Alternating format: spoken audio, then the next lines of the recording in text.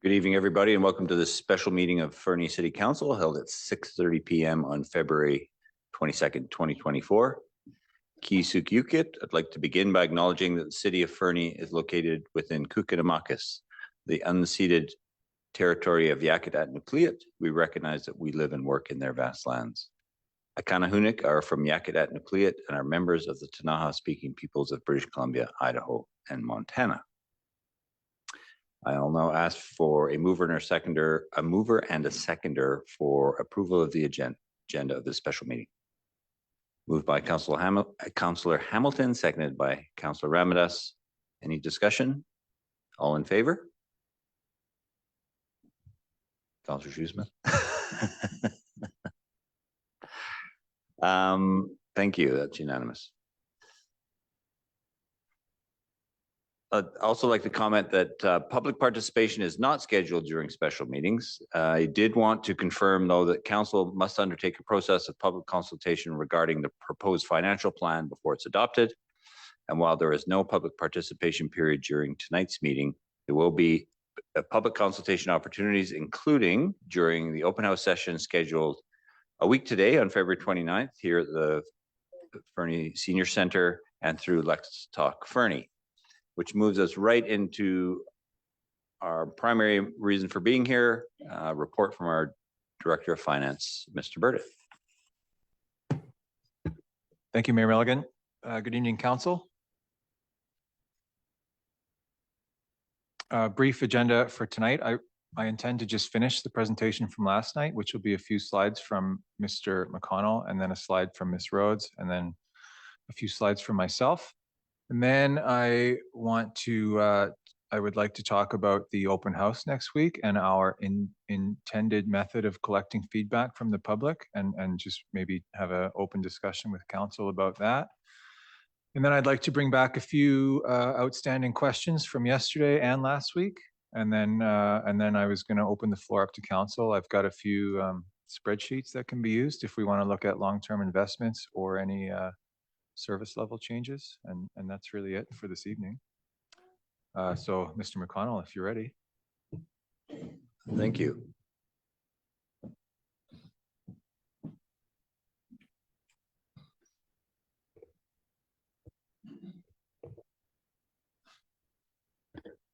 I thought about presenting this from my space, but then I realized that the primary camera that's on for Facebook and others is the one that's presenting to this computer. So last night, the primary reports were based on our larger infrastructure projects and other projects like that with respect to infrastructure and products or services that we provide. Tonight's is, as far as I can surmise or summarize, it's with respect to strengthening our organization and as well as strengthening and supporting our human resources and ensuring our people are well supported. So I think it's kind of a nice little split that this worked out that we're presenting tonight. So with the first slide, and each of my slides that I have does represent a different department within the corporate services department. So the first one is from the HR department. And as they've identified, Ms. Neal has identified, her primary focus on this tonight's slide is around the strategic plan and organizational excellence. She has identified that the organizational culture and business modernization are the things she wants to focus on this year. You can see the projects include the Culture Committee establishment and kickoff. The Culture Committee, the work at starting to establish the Culture Committee, if you recall last year, they had the full-on values survey of all staff, and the next step was this. That work has actually begun. She's held some meetings this week. This particular project has been identified in both the Auditor General's report from 2017 as well as the organizational review from 2022. And so this group is just getting started. She's really hoping it gets well supported.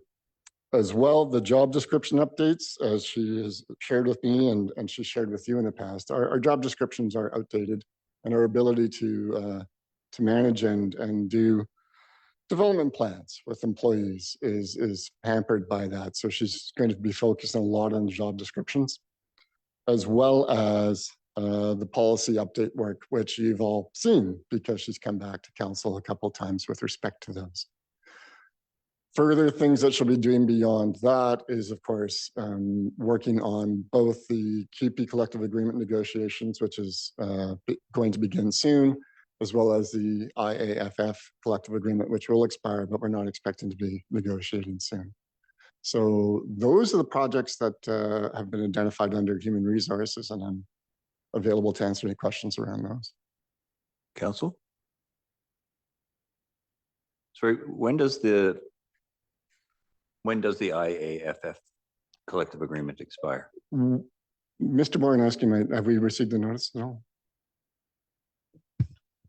I will get the exact date and let you know in just a moment. I just want to double check. Thank you.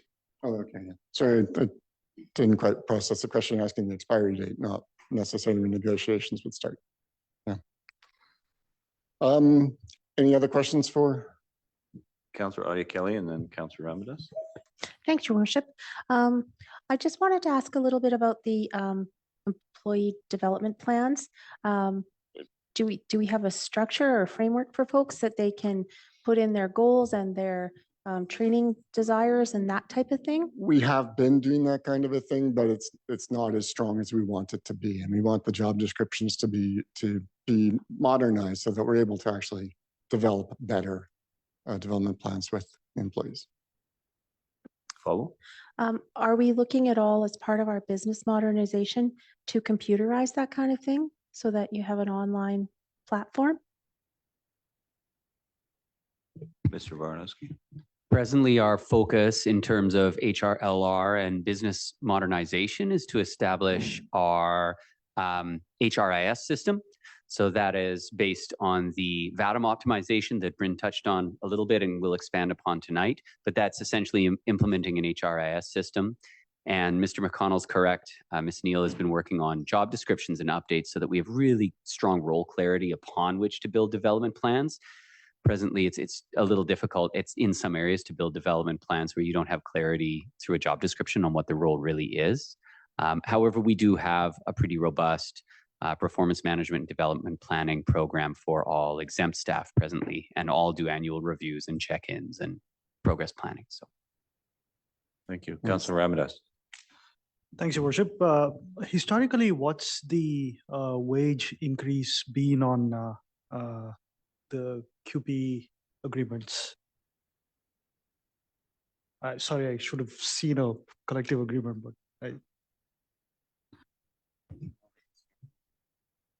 Yeah, thanks, Councillor Ramadas. The most recent agreement, which expires the end of February, was 5 years, and it was 2, 2, 2, and then 2.25, and then 2.5 for the most recent year.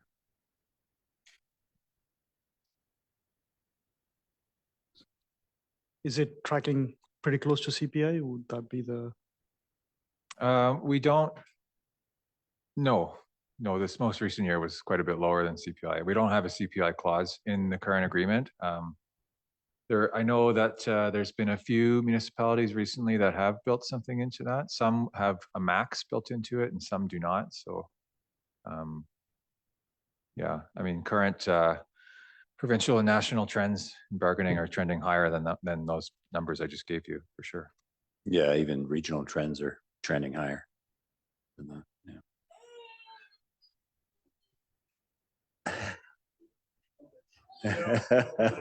Apparently that was upsetting. And sorry, just another quick question. So the HRIS, is it a plugin for the VATM? Is it a module we don't yet have or haven't implemented? Thank you, Mayor Milligan. I have a slide in that later, but it is Okay. an add-on module to VATM, and it was actually installed last year.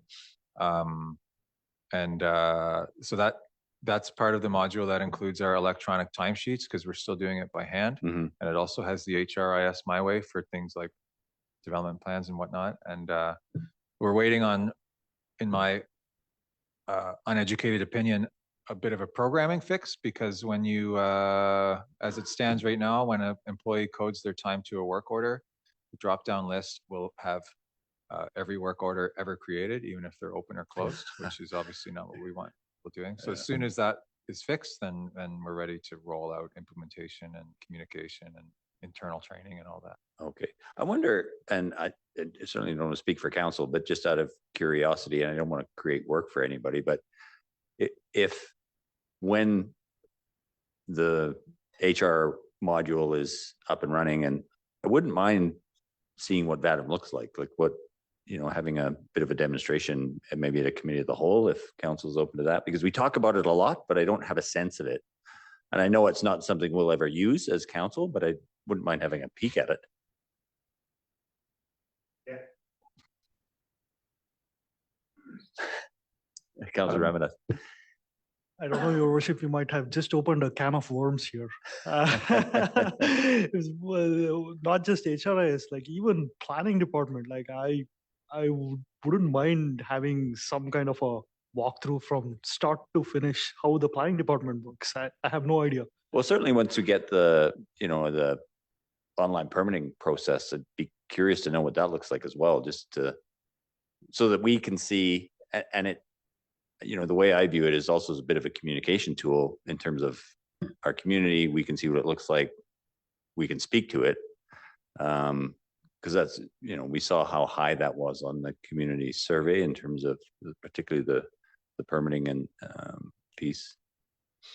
Mr. Burgett. Yeah, thanks, Mayor Milligan. I would have to think about like a training session or something, just in terms of displaying anything that might be confidential in an open meeting, enough, which I mean, so it might look like a meeting with council during the day or something that's more like a training session. But for you specifically, you're responsible for approving Mr. Bornowski's time card. So when this does go live, I'll have to train you in that at least. Okay. Ye gods. There's the can of worms. Mr. Bornowski. Thank you, Your Worship. For all of council, there'll be a lot of communication and demonstrations of what the new system looks like, because we will have to provide training, onboarding, and demos for the local building community. Council will be able to see that for the LGD, for the digital application intake and management tools for permitting. That's something you'll absolutely be seeing and will be shared publicly. Yeah. Thank you. Anything else? Thank you, Mr. McConnell. That's the first one. Yes, thank you. I have noted that there is a request for potential other education sessions, and I appreciate it's been 1.5 years since the original orientation session. So I've made that note that maybe there is opportunity for us to create those environments. During the budget deliberations, I'm not in a position to necessarily support that kind of activity right now, though. So have made that note. I'll talk with our leadership team about that and see what we can set up in that respect. So the next one is the Health and Safety Department. Thank you, Mr. Burdett. And then in the Health and Safety Department, obviously within, excuse me for a sec, obviously within health and safety, it's legislated, it's required, but as well, it is identifiable in the council strategic plan. It's part of our organizational excellence, part of our organizational culture. We want to create a culture of safety, and we want to ensure all of our staff are safety minded and are looking out for each other, quite frankly. So in the projects that are identified, as is pointed out in this form, I'm just going to do one thing to make it so I can read the slide a bit better myself. Mr. Burdett referenced yesterday, I think during some of the presentation, and it was asked directly as well. In the personal partners, sorry, the rate is partners and injury reduction rate. Our rate was for 2024 was reduced by 31%. We went from 3.83% for our salary rate to 2.62. And that has realized in a substantial savings, and as Mr. Burdett advised, it's kind of hidden in different things, but it was determined to reinvest those savings into the safety program. So a lot of what we're showing here on this projects list is some of that reinvestment. So that would include project management for the Fernie Fire Emergency Services to the, excuse me, I do have the name. NFPA, I know, but I actually, National Fire Protection Association. standard for occupational fitness.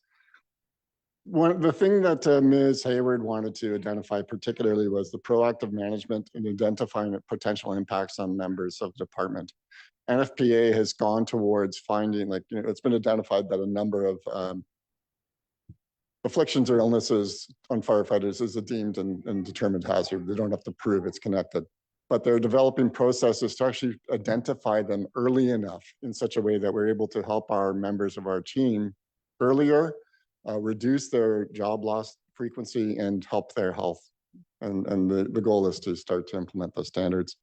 Increase in safety equipment purchases and external tests. So external tests includes hearing aids, hearing tests, or not hearing aids, hearing tests, as well as vaccinations. Obviously, we don't implement those ourselves, but a number of our staff are in a position where it's in their interest or required to be vaccinated. So increasing those programs and ensuring that we're reinvesting in that.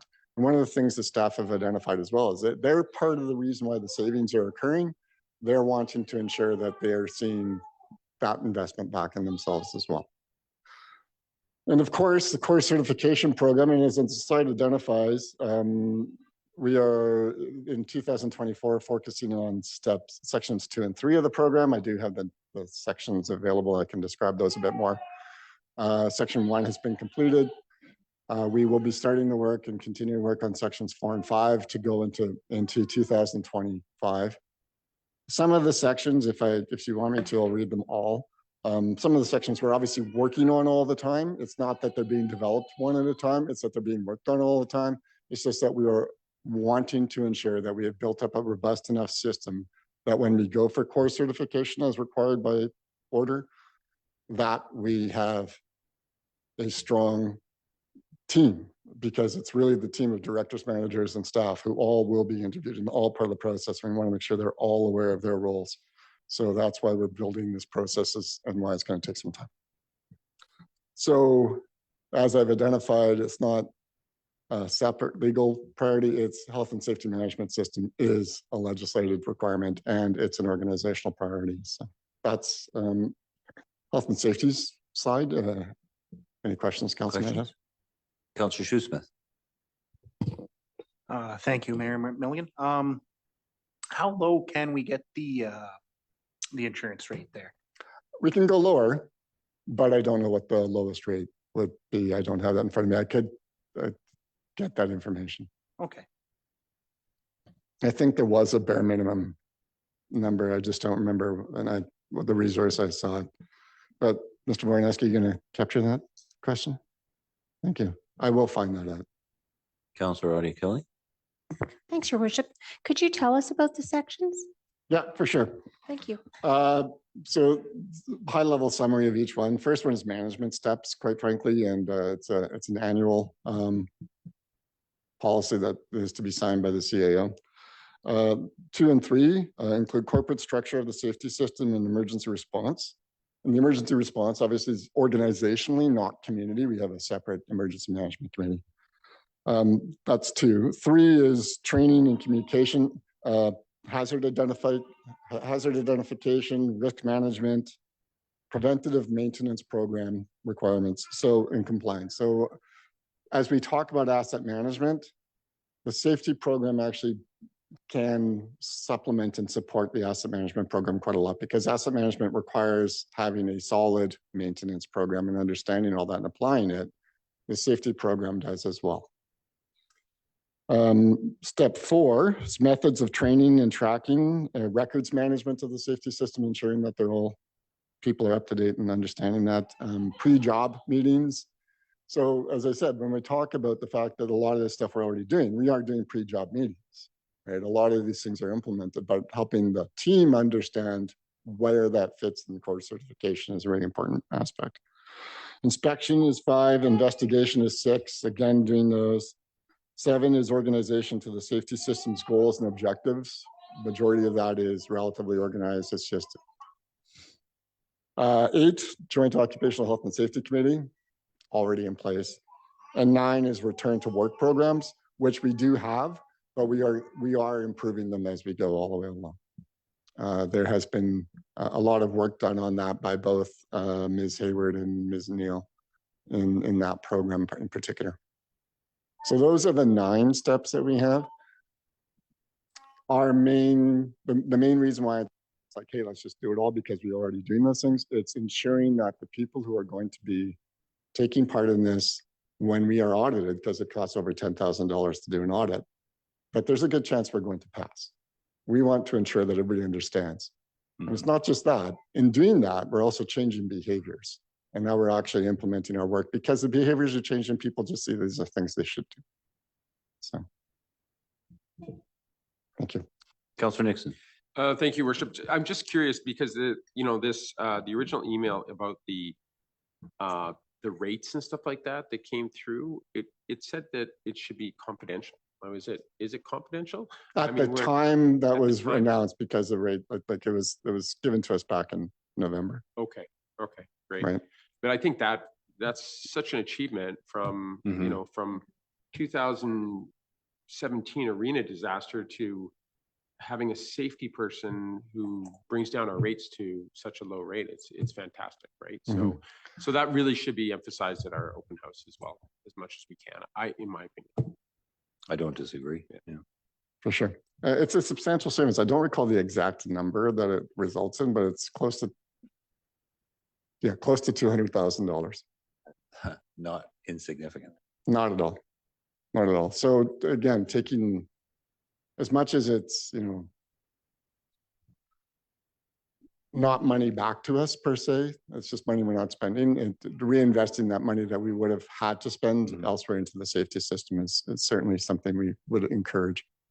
So any other questions on the safety program? Councillor Ravidas. Is there more that can be done, Director? Like, well, are we at a point where, are we at a point where all the benefits that we can get is already? No. Okay. No. We don't have core certification, and there is a core certification discount, right? Like that's literally the final kick at it, and we won't get it this year because we won't be trained enough to do that. Really early in my starting here, we did some testing on that, and we identified where some of the shortfalls are with respect to that. And so we know that we have to ensure that every member of the team is well aware of what their role is in the safety program and are able to identify that and pass the audit. So that is Ms. Hayward's primary focus, for sure. But again, she's doing investigations and inspections and other stuff as she goes. So it's every other part of it. But yes, there is more savings in the future. So investing in the program will also then mean that the savings will be coming, and not just that, but clearly investing in the program means that we do care about the safety of our employees, and we want them all to be able to not incur any injury or issues on the job that are preventable whatsoever. That's the primary goal. Thank you. Councillor Adi Kelly. Thanks, Your Worship. Director, can you just tell us what CORE stands for, COR? Certificate of Recognition. Thank you. In the workers' comp, so in WorkSafe BC. Just in case. I wasn't sure if that was right.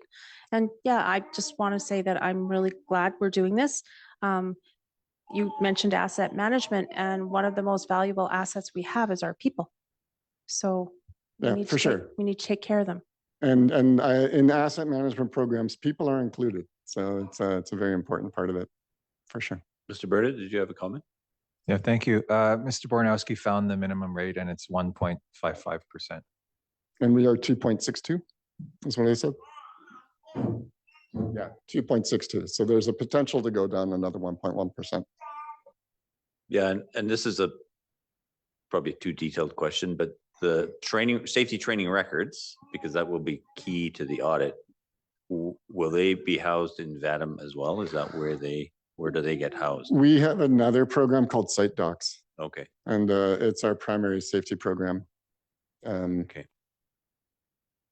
So we are going to be doing our best to try and make it so they integrate as much as possible, but I don't think there's much integration available between the two, as I understand it. However, Site docs is where our safety program is. Every single employee has access to it and knows what their role is to do it. And we all learned it very well during COVID. Yeah. Because every single day we had to sign in and indicate we weren't sick. Right. And also that we cleaned our desks and stuff. Fair enough. So, Councillor Shoesmith. Perhaps I missed this, and thank you, Mayor Milligan, but does this percolate all the way down to our contractors? What impact does it have there? yeah, we have a part of our program is how we deal with our contractors, ensuring that our contractors are also abiding by all of our safety programs and ensuring that the persons who retain contractors understand that when we retain them, identifying, for instance, who's the prime on the job, right? So are we the ones carrying the workers' comp rates, or are they the ones carrying the workers' comp rates, depending on the job? This is all part of it for sure. Any other questions on the safety slide? Councillor Ramdas. Thank you, Your Worship. I'm hearing sort of a resourcing issue here. Like, are you adequately resourced in this department? We have provided additional administrative support now to this department, of support that wasn't available to them. This transition of this department, growing it the way we have, has changed a lot in the 3 years I've been here. When I first was hired by the city, Mr. Boranowski at that time decided, and I believe correctly, to have the safety management system resource, was the title at the time, report to me. And at that time, the individual who was like the role was within our QP contract and in scope or in union position, which significantly impacted their ability to really effectively manage the resource, because they are not necessarily seen as a manager to all of their colleagues. Since that time, we have been able to negotiate quite well to have the position created as a manager position and give them greater authorities. And during that time, they've been able to advance a lot more of the product and the work they're doing. We've also identified that they do need clerical support. So we have, in my department, we have clerical support being provided to them. That is also helping to advance the system quite a lot.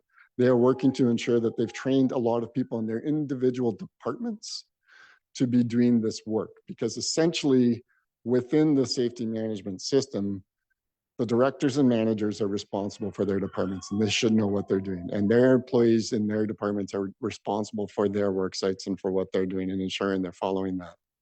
So in the long run, the resource in the department should be sufficient, but currently we still have some potential where not everybody fully understands their role. And so the individual is going into those scenarios and supporting more than any more mature system would have to do. So we're getting there is where we're at. Mr. Boranowski. To Councillor Ramadas's question, we're reasonably resourced compared to small rural remote municipalities our size. We're under-resourced compared to wanting to do it as well as we possibly could if cost were no object. So it would be perfectly reasonable to add a safety coordinator for each of our outside working departments and try and consolidate those under, like, it would be a very easy thing to add another $500,000 a year in occupational health and safety resources and accelerate our path.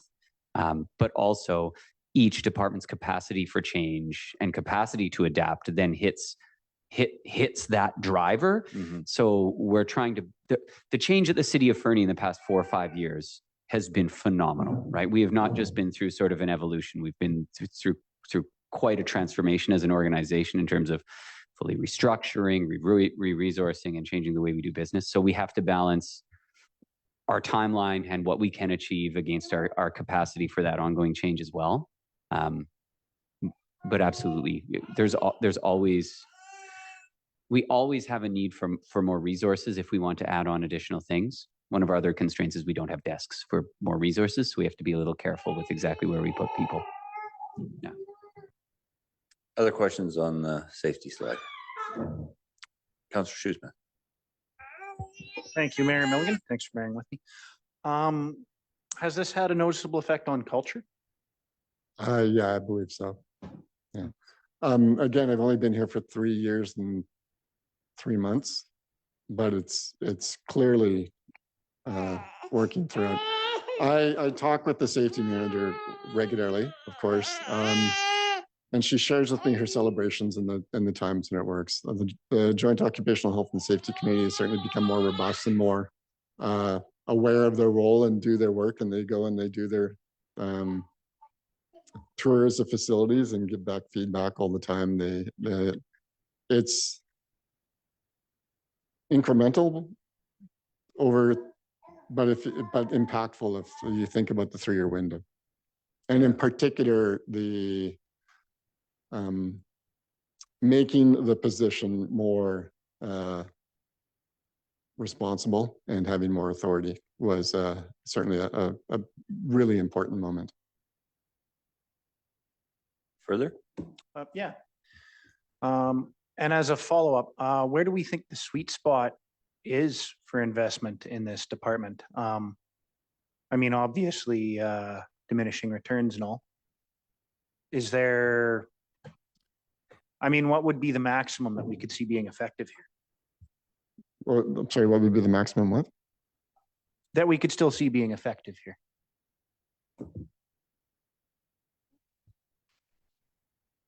It's a good question. Essentially, like, to my mind, we have to get core certification. That's literally the sweet spot. Getting us there is important. If we start to lag behind in our ability to get there because we're not resourcing enough, then we're not hitting the sweet spot. If we are hitting our milestones with respect to the core certification, then we're probably okay at that point, is how I would look at that.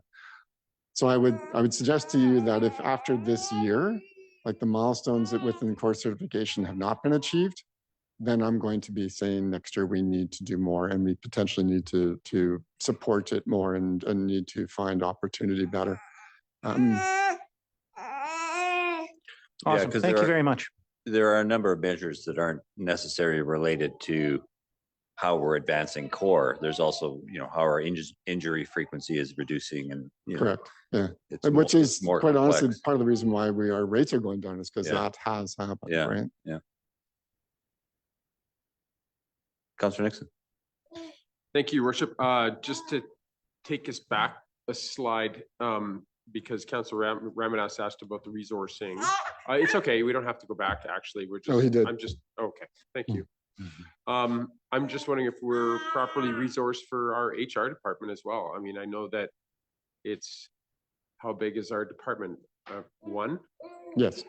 Yes. So I'm just curious if our department is overwhelmed, or if they are handling like things properly, if we need to add a 0.5 or something like that. We haven't sourced that out. That's not a position that we've necessarily looked to create. Our HR department has done very well at ensuring that we've got a business plan as to how we're going to create a position. And so when I came last year and asked for a part-time position to support the corporate admin department, which I haven't had a chance to quite honestly fulfill yet,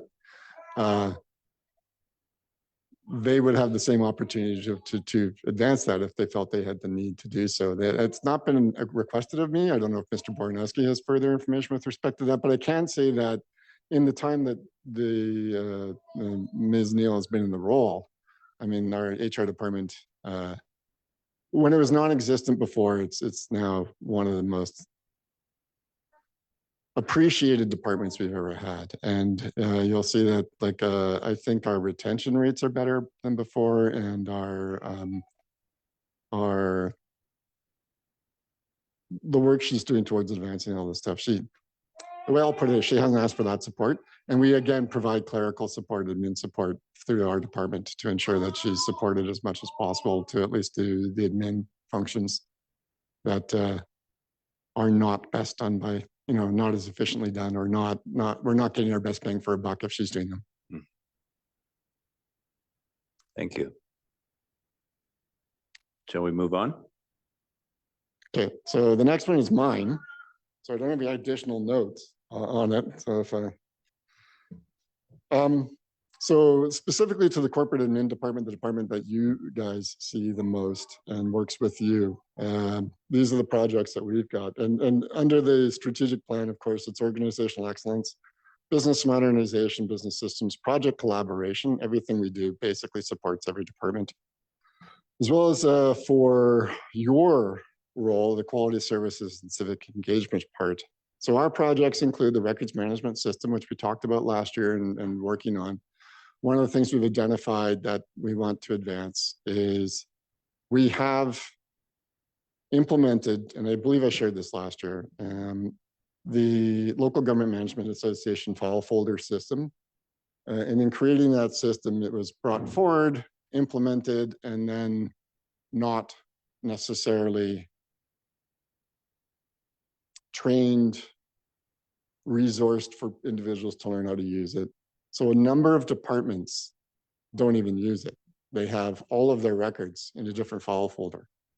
And so transitioning to LGMA for those departments will be impactful and difficult to do.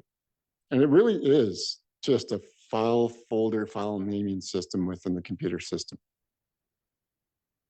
But it's how we will find our documentation. So if I'm not able to find people's projects or other things because I don't know how they save them, it's problematic. Mhm. If we're all using the same resource folder, which is more than 400 pages long, and we can go, okay, I don't know where that individual is today, but I know that if I look up that specific name, I'll be able to find it within this folder and be able to find it. Great, but we have a large number of files to transition over there. And my goal for this year with my clerical support team is to start working with educating the departments as to their folder system in there, and to start at the very least from today forward, save them in here. Mhm. And then as you do that, start moving your old stuff into here eventually. Right, start to transition that. The records management team, like the resource people I've talked to, potentially would bid on an RFP to help us manage some of the forward-facing records management. If we're going to go onto a computer system that would hunt and peck throughout that, a few of them already have developed systems using LGMA. Right, so this year it's called work with the teams and get them to start going that way, as well as develop an RFP as to developing the report that was provided to the city a few years ago, and I can't remember the date of it. But it was before I was retained. I will say that report specifically says don't use LGMA, but LGMA is the system that's used by the majority of communities in BC. So if we hire somebody new, they should be able to find files. If somebody from here decides to advance somewhere else, they should be able to find files. But so that's a starting point. As part of that, again, one of the things that was, cold call sold to me, that not necessarily will be the people who would win a bid if they did bid on it, but basically confirmed to me that within those kinds of things, they're able to develop easier hunt and peck scenarios where you are able to bring up a document and fill out forms using the online forms easier, which would then, by integrating our online forms that you fill out, for instance, planning doing their online forms that they want to do, would then get put into the LGMA folders right away, right? So integrating into that, making it easier for all of us going forward. But without a doubt, the main goal is to ensure that we're all maintaining our records the same way, firstly. But just based on what you said, it sounded like a great plan, but there was no, and I appreciate the resources required to do a change management process to get it implemented. Yeah. And, it's a hard one because it's all front loaded with that change management piece, and then you roll it out. But yeah, that's what it's about. And one of the ways I intend to be potentially insidious with it is to get the clerical staff working on it first. Yeah.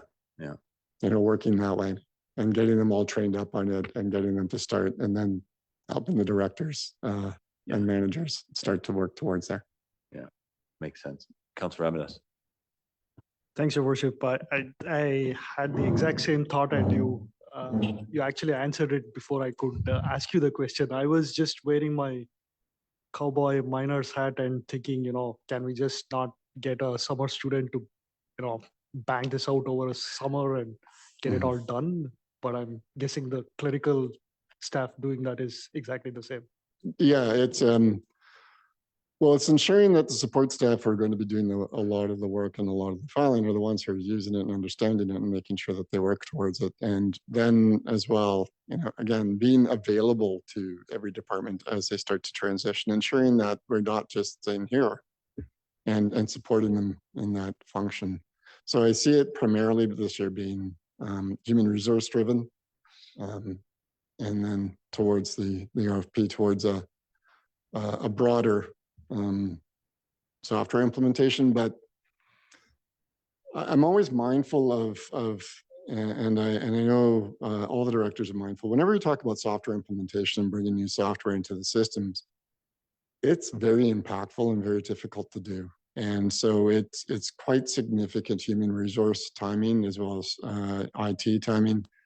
And so changing our planning software, for instance, even just getting the STR software done was impactful to our entire IT scenarios. So I'm well aware of the fact that we're doing some software upgrades this year that will be really important to do. Even if I was to get time and effort and be able to do an RFP, I don't think it would necessarily be something that could be accomplished this year regardless because of the other software upgrades we're doing. So, and I'm looking at Mr. Boranowski, who knows a lot more about this stuff than I do. Because, I can talk about the 70s.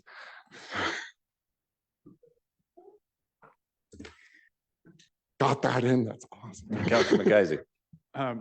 Because we're talking software, I can't help but weigh in. I don't know any answer to any of Councilor McIsaac's questions. That's all I'm going to say. I'm definitely not going to ask a software question. I was just going to say I've been maybe the word fortunate is not the right word, but have been down this path before through restructuring the file systems and so on. And ultimately the decision was simply to have the staff, when they looked for a file and didn't find it in the place that it was supposed to be, when they did actually go find it, they put it in the place it was supposed to be. And in a relatively short period of time, the majority of files end up being put there. So the process was good. But what I really wanted to comment on was the fact that these types of programs are that are focused on improving productivity at the front end. They look like a lot of work and they're costly and they're easy to criticize from the outside. But invariably, the people criticizing them are the ones that are demanding efficiency within the departments. And this is how you achieve it. And it just takes a certain amount of effort to do that.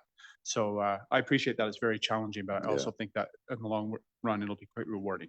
Yeah, and I think your plan to start, to have the clerical staff start filing and making sure when the directors ask, they can retrieve the file, but they can also tell the director where the file is. So when that person isn't there, suddenly the director says, "Oh, this is easier than I thought it was going to be," and goes and finds it him or herself. Right. Yeah. Particularly since the manual itself is in a PDF form in the file itself. Yeah. Right. But again, it's a 600 page or so, and there's a few different options, and there's probably a new one coming out soon as well. Yeah. But as when I first came, I actually poo-pooed that particular file folder system, and then I learned better. And every single time I've had a new clerical staff come in, I've ensured that they are able to find that and help identify that. And they've gone on quickly to learn. And then they've asked me if that's the right spot, simply because of the documents not necessarily clear, but they've learned it very easily. Okay, thank you. Councilor Nixon. Thank you, Your Worship. So I can't remember the name of the report, but there was a consultant that came and Yeah, that's the report I'm referencing. That's the report. Yeah, but I can't remember how many years ago. Is that pre-COVID? It's 18. Yeah. Late 19, early 20, like right pre-COVID then potentially. And he said it was like the worst that he's ever seen in his 30 years of being a consultant. So the stuff we're doing now is better, right? We are better. Don't bring him back and ask the same question. So, Councilor Audi Kelly. Yes, Well, there is that element of change management too, right? Having gone through a major software change about 10 years ago in our ministry, it wasn't easy. We had people crying, they were used to their system, they knew it. So there is bringing people along is also part of it, right? Yes, for sure. And I think you just made us all think of the words OneDrive just now. So Councillor Shoesmith and then Councillor Reminis. Yeah, this is good stuff to be doing, but my heart certainly goes out to everybody suffering through a big changeover, particularly those from the 70s or before. Ouch. I remember the 70s, not from the 70s. Councillor Reminis. Thanks, Your Worship. I just want to understand the scale. I know I'm getting into a little bit of nitty gritty here, but to be clear, there's only 23 users, right? Like this is not No, this is every single okay. computer user in the system. Okay. And I don't know the full number there. Yeah, I mean, I just wanted to understand the scale. It's of not the just, problem, well, it's not just the users, it's all the projects and all the projects over time and every single thing we've ever done, and then contractors and agreements. And so it's maintaining the proper record in the proper spot. So it's not the number of users you're talking about, it's the number of documents you're talking about, right? So literally, I'll say literally millions, and there's probably more stars than there are documents, but think of the documents, not the users. Yeah. If that's a fair comment. Mr. Boronowski. If I can, through to council, it's probably 90% of our employees who have at-work accounts and may want to access a file, whether that's a pay record or a policy document or a template or a spreadsheet that's in our system. Those all should exist in one of two places. Either one, our working live file structure, or two, our LGMA, which just stands for our Local Government Management Association, but like our archival file digital asset management folder structure. And so we presently use a really basic system, but have both those things happening. And it's the sort of way we interface with every file that we work with on a day-to-day basis. Further? Just a thought, Your Worship. I'm just understanding that it's the 124-year-old organization's omissions and commissions over the years accumulated to this day, and we're trying to get back. Yeah, exactly right. Fair. Yeah. There are some paper copies that might never get PDF'd. All right. Well, so that's the records management. That's the first one on my list. The other one's an ongoing function, which is the accessibility committee and the accessibility plan. I've given reports to council, sort of updating you all where that's at. The accessibility committee was created by virtue of legislative requirement. It's a committee that does report to the CAOs. It's the Elk Valley Accessibility Committee. So it's Elkford, Sparwood, and Fernie have all partnered together on this particular one. The terms of reference ensure that the accessibility committee, which is made up of citizens in the communities, not staff support. Right now it's myself, along with a member from Elkford and a member from Sparwood. But we are there for support and to help maintain records. The members are appointed by the CAO, and their first order of business is to start to work on an accessibility plan. The accessibility plan is also legislatively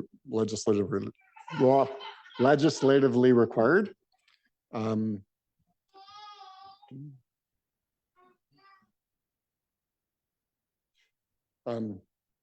Sorry. It's legislatively required. We have resourced assistance from BC. That's okay. She's not disrupting me. My memory is not because of her. The Disability Alliance of BC, they have grants available to communities to do so, and they've confirmed to us as well that we can pool that grant together so that we should be able to access 3 times the grant for the one plan. We don't have clear terms around that yet, so we're not necessarily advancing the retainer contract, but essentially in order to get to that point, we've priced out with consultant that it would be about $40,000 to $45,000, and therefore every community's contribution to that is 10. So that's why you see the number of $10,000 in there. So before we fully advance that, we will be confirming with Disability Alliance what their grant looks like and ensuring that we're operating that properly. The beauty of their grant that they've told us is that they'll do all the reporting, they'll do the work on it, and then we have less to do, because while we have got staff supports to that, it's one of those that's the staff who are all present for it would love to give a lot more time and support to it, but they can only give so much. So that's a must do for sure. What's the legislative deadline for that? The legislative deadline was last fall. We had a committee in place before that deadline. The plans, essentially the advice we've been getting from every single person who is involved in that is that we are ahead of the game in many areas. They're not enforcing, they're happy that we're doing, right? So, but we don't like the fact that we're behind. It's just that the actual supports that were available to communities to even start to do this never really existed until Disability Alliance started to step up and help do some supports. Yeah. So we met the legislative requirement with respect to committee, and we started to do that work. I may be wrong on that, but we were very close to meeting the legislative requirement with respect to committee. I do recall that the CAOs certainly were reevaluating and appointing right around the deadline, if I recall correctly. So I don't want to make a statement that I can't back up. No, fair enough. The deadline was in September, and I know that we were working right around August, September for that. Yeah, it sounds like we're about where the regional district is on their work. Well, I'll be happy to say that when we started our stuff and going down our road and basically had created our terms of reference and had our committee structured is when the RD reached out and asked us if we wanted to join them and what they were going to create. Yeah. So we were a bit ahead of them at that point. Yeah. But I think we're probably all in the same spot. The committee has met twice. They choose to meet online. So each community hosts, but basically hosts an online meeting. And as I said, the next step is us retaining the consultants to help develop the plan. So, and we do have a very strong lead on somebody who's done them in the region before and who actually happens to like this area a lot and is visiting right now. So that's where we're looking to go. But as I said, we want to firm up our grant opportunity first. Thank you. And then supporting you and your engagement sessions in town halls and ensuring that we're supporting those. So obviously you guys have talked about quarterly. Next week is a really good opportunity for the first one. Another one that we were thinking about potentially hosting, and we can communicate with you on it, but it would make some sense to do one around the annual municipal report time. And that idea was planted in me by a very capable individual beside me. And that's June, right? Yes. Yeah. So, okay. Just something to advance. That Thank kind you. of a thing is what we're here for. And then, of course, our legislative requirements, which includes accessibility committee, but also the electoral approval process for the fire hall project that will be coming up. Corporate admin services role in that will be much like we were during the election. We will be taking a non-position, a unbiased role, ensuring that our communications and the work we do is not impacted by any other communications done within the department.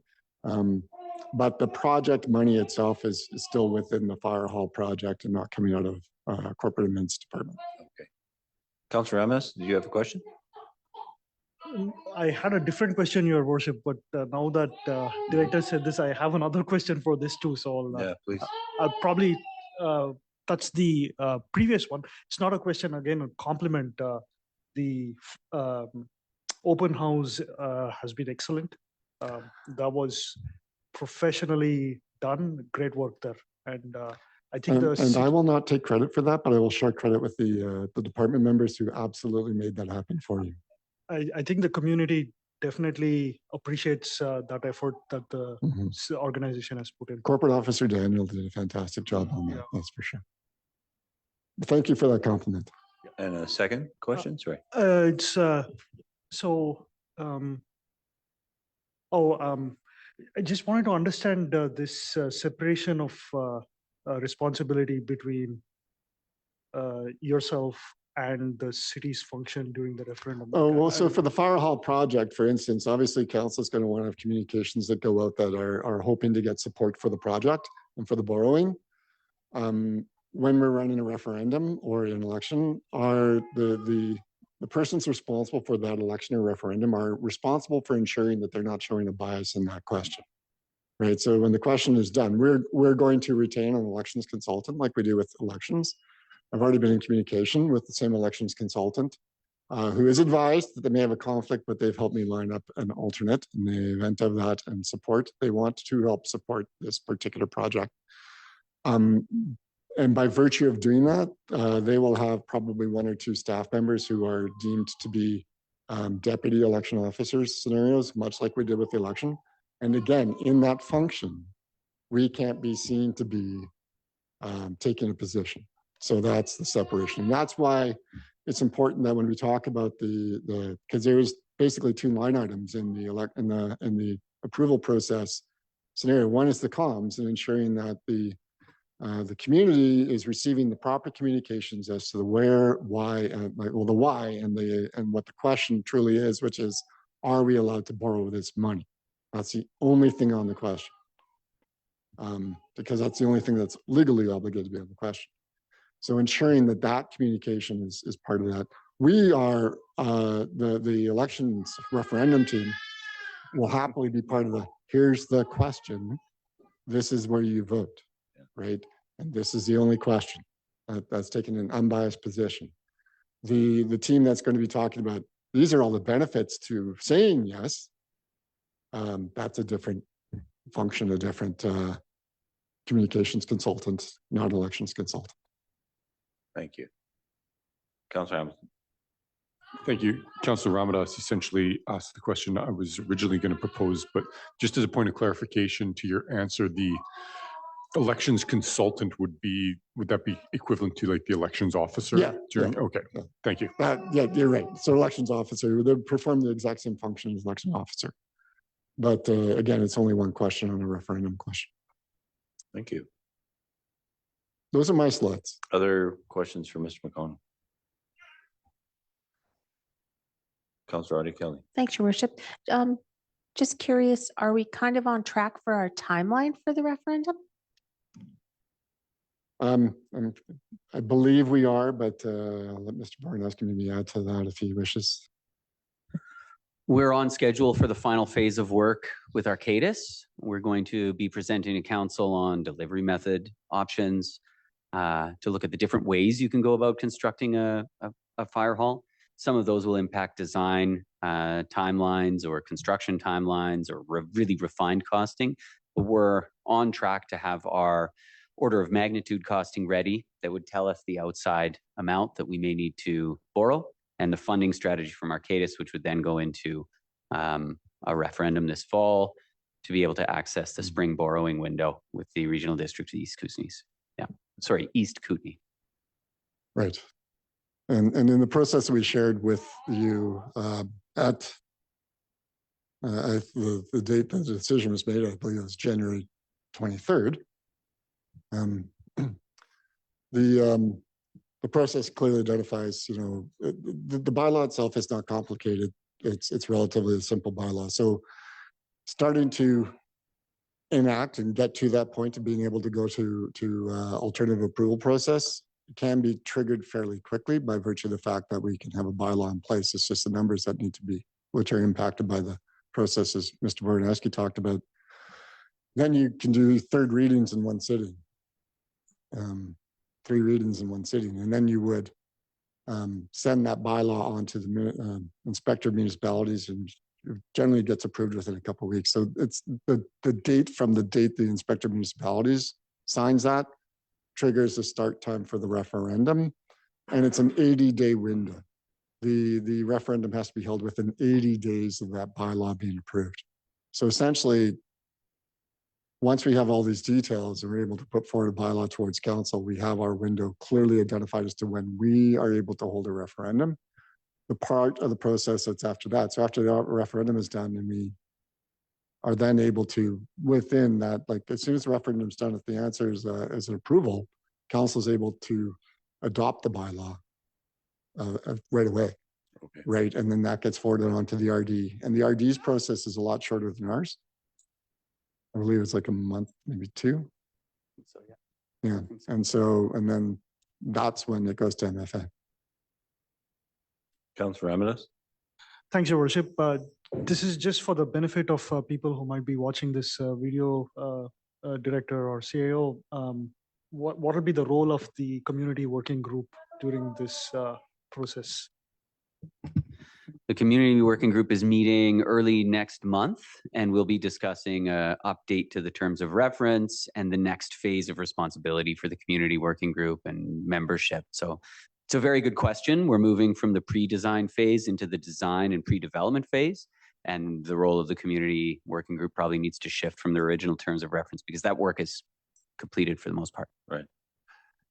And will hard to presuppose what the funding strategy will identify, but will it sort of span the range of available opportunity, the various grants for if we design, a super energy efficient building? Is there FCM Green Initiative funding, for example, available? That range of inquiry, so that when we bring it back for the question, we have, to the best of our ability, done our due diligence in terms of identifying financial supports for building a new fire hall. That's in the scope of work for Arcadis that they're wrapping up, is to identify potential funding sources, look at our financial funding sources, look at what the delta is that we may need to close with borrowing, and then look at whether there are interested co-users or not, or interested partners or not, whether they bring funding to the table, and if so, whether that puts us ahead of the game. And so there's a lot in question presently, but yeah. Thank you. Councillor McIsaac. Thank you, Worship. I'd just like to follow up with something that you just mentioned, which with regards to things like extremely energy efficient building and so on. I'm just wondering at what point during the sort of design and development process, council will have an opportunity to ask some questions about the variations within that design that could be considered that might affect this.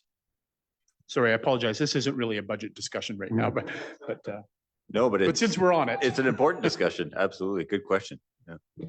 Yeah. Not in this phase. This phase is to get us to a order of magnitude cost estimate, right, to give us the envelope, and then to give us our funding strategy that says these are the sources you could look at, and then we will have to get into the actual refined design. And it's going to be frustrating, but I will say it depends, because it depends on the delivery method. It depends on if we're going with a design bid build, if we're going with any sort of alternative project delivery method, at what point those decisions are made and at what point those decisions come to council. That has to shake out in how the project is delivered. Yeah. That's completely fair. Thank you. Councillor Amadas. Thanks, Your Worship. I'll actually bring back to the budget discussion here concerning fire hall. I did wanted to ask about that project manager that we have in our budget. Is there work being done to actually recruit them as this other processes are going along, or will it be done after the referendum? So there are 2 project managers you'll see in your capital budget. One is the engineering project manager, that's Ms. Line. The other, the project management fees specific to the fire hall, are for ISL, who have been since midway through last year, doing a lot of the project management on discrete pieces of the pre-design process. And so that continues now. They're the ones who are going to be working directly with Mr. Heisler and I on the studies of the site to reduce uncertainty and to also project manage Arcadis in their consulting work for the city. So that's ongoing now. And then when the funding strategy is done, they continue on with some of the things like geotechnical studies when the snow's all melted, which could be in a matter of days, the survey of the site, that kind of stuff. Councillor Hamilton, did you have other questions for Mr. McConnell while he's up there? I think Elizabeth asked a bunch, but you couldn't interpret them.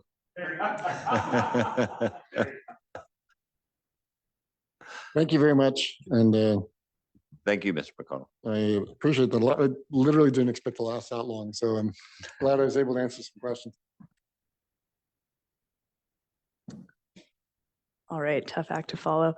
I'll let Mr. McConnell get back to his seat. So the communications and engagement projects that are being prioritized in 2024 are those that again support the goals and strategies that are identified in Council's strategic plan objectives. The first project that you'll see is the Citizen Engagement Framework and Delivery Toolkit.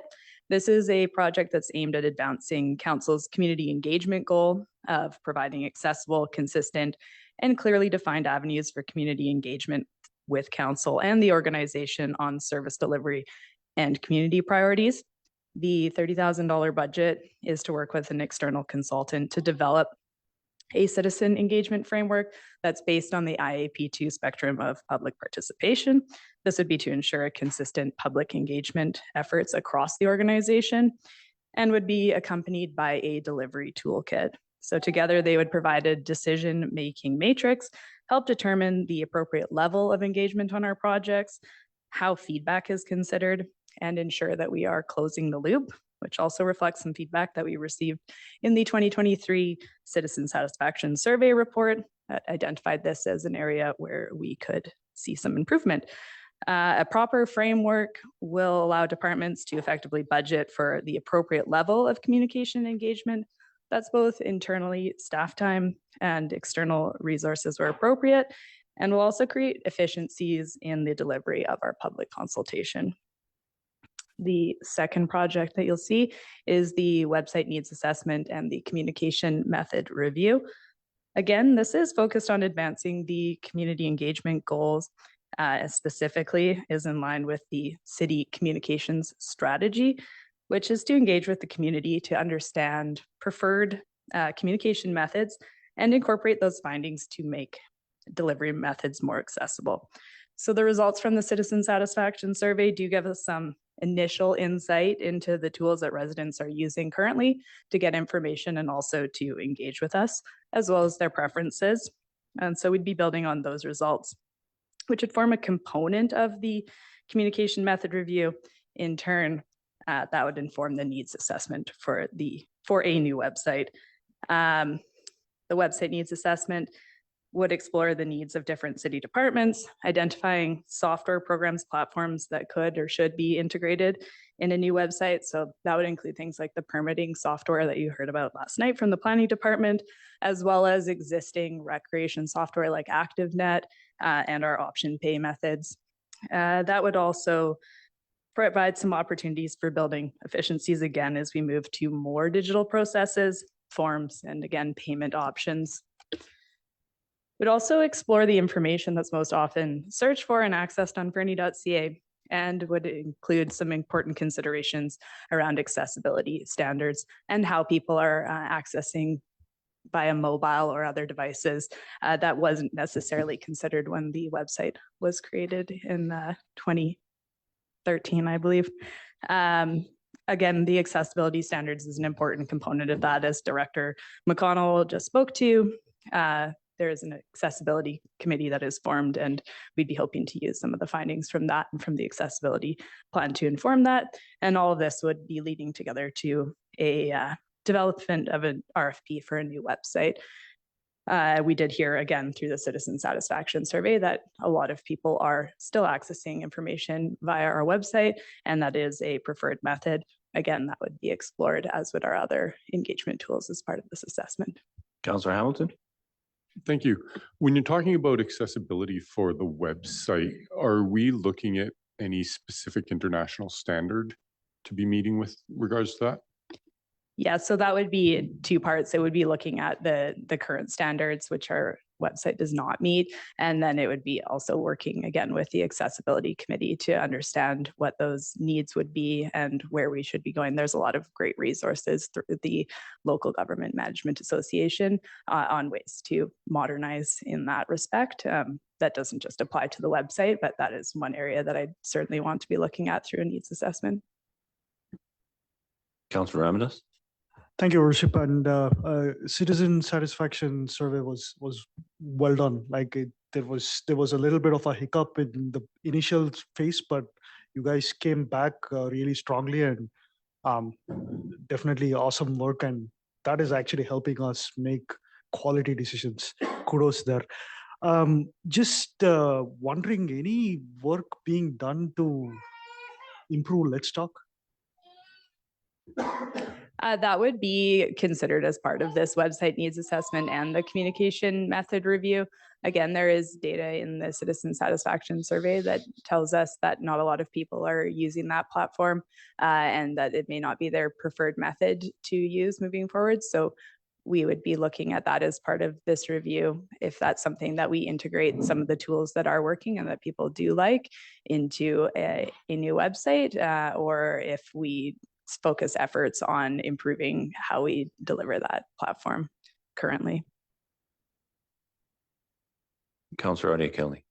Thanks, Your Worship. Manager Rhodes, as part of our website renewal, will we kind of try and future-proof it a bit to say maybe we want to add AI, like a chat bot, those types of things, like maybe a more user-friendly service requests, that sort of thing?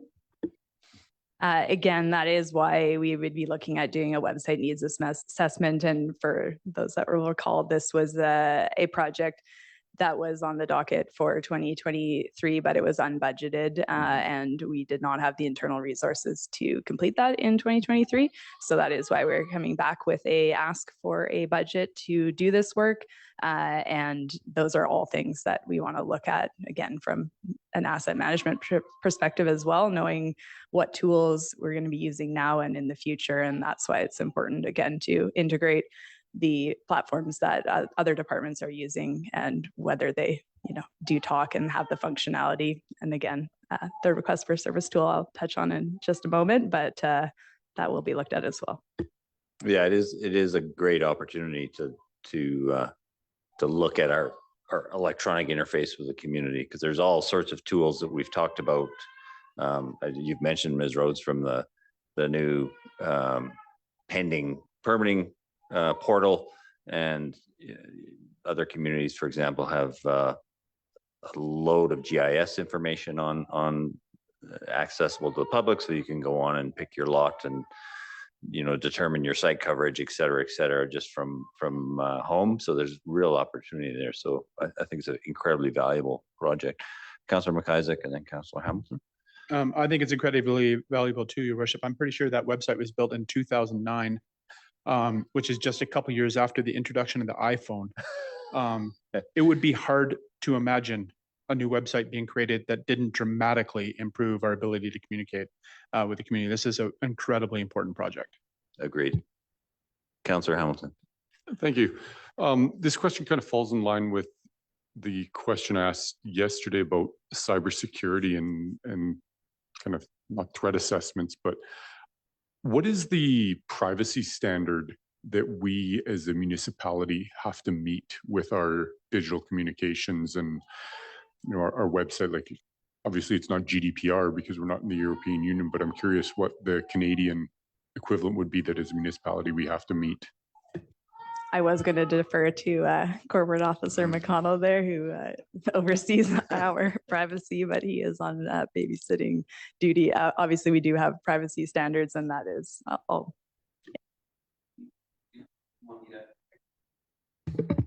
There's provincial legislation governing municipalities and public service in British Columbia, and Office of the Privacy Commissioner.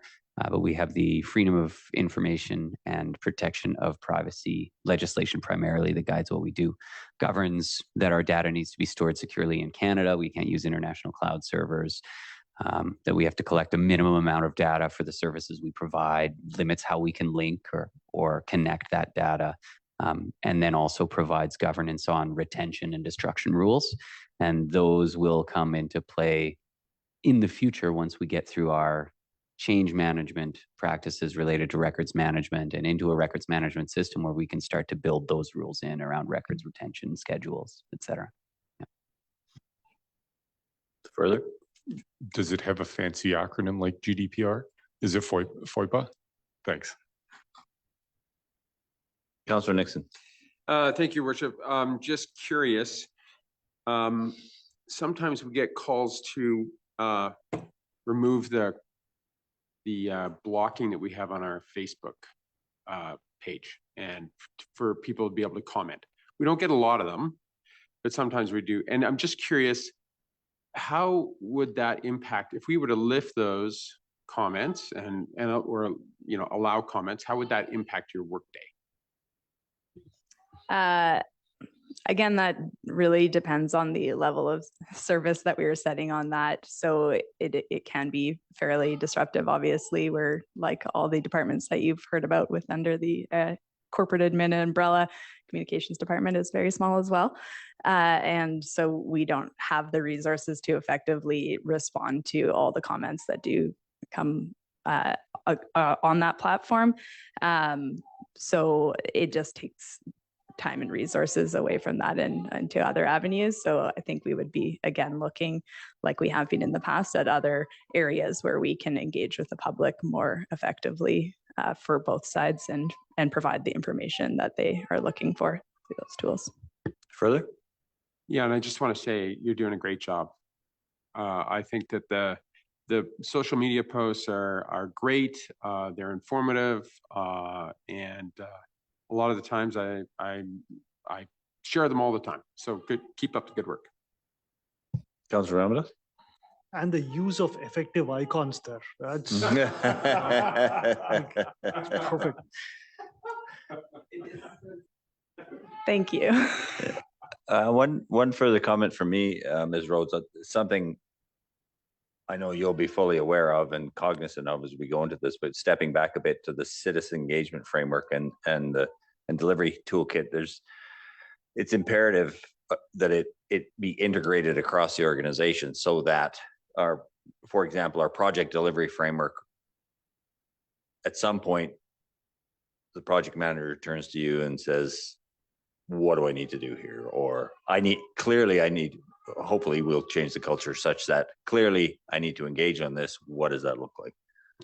Yeah, and that is why you see what maybe it looks like a larger budget for that, is because there is also the delivery aspect of that and ensuring that it is something that's rolled out across the organization. And we're to build some capacity in other areas. There are some checklists and some easier ways. IAP2 is a very involved process to go through from start to finish. And so this would be sort of a morphed version of that, using the principles that are widely used across the country and honestly are kind of the standard for public participation. So it would be integrating that, which we have been loosely doing, and formalizing that process. So again, residents and citizens can understand why we are doing a certain level of engagement on a certain type of project.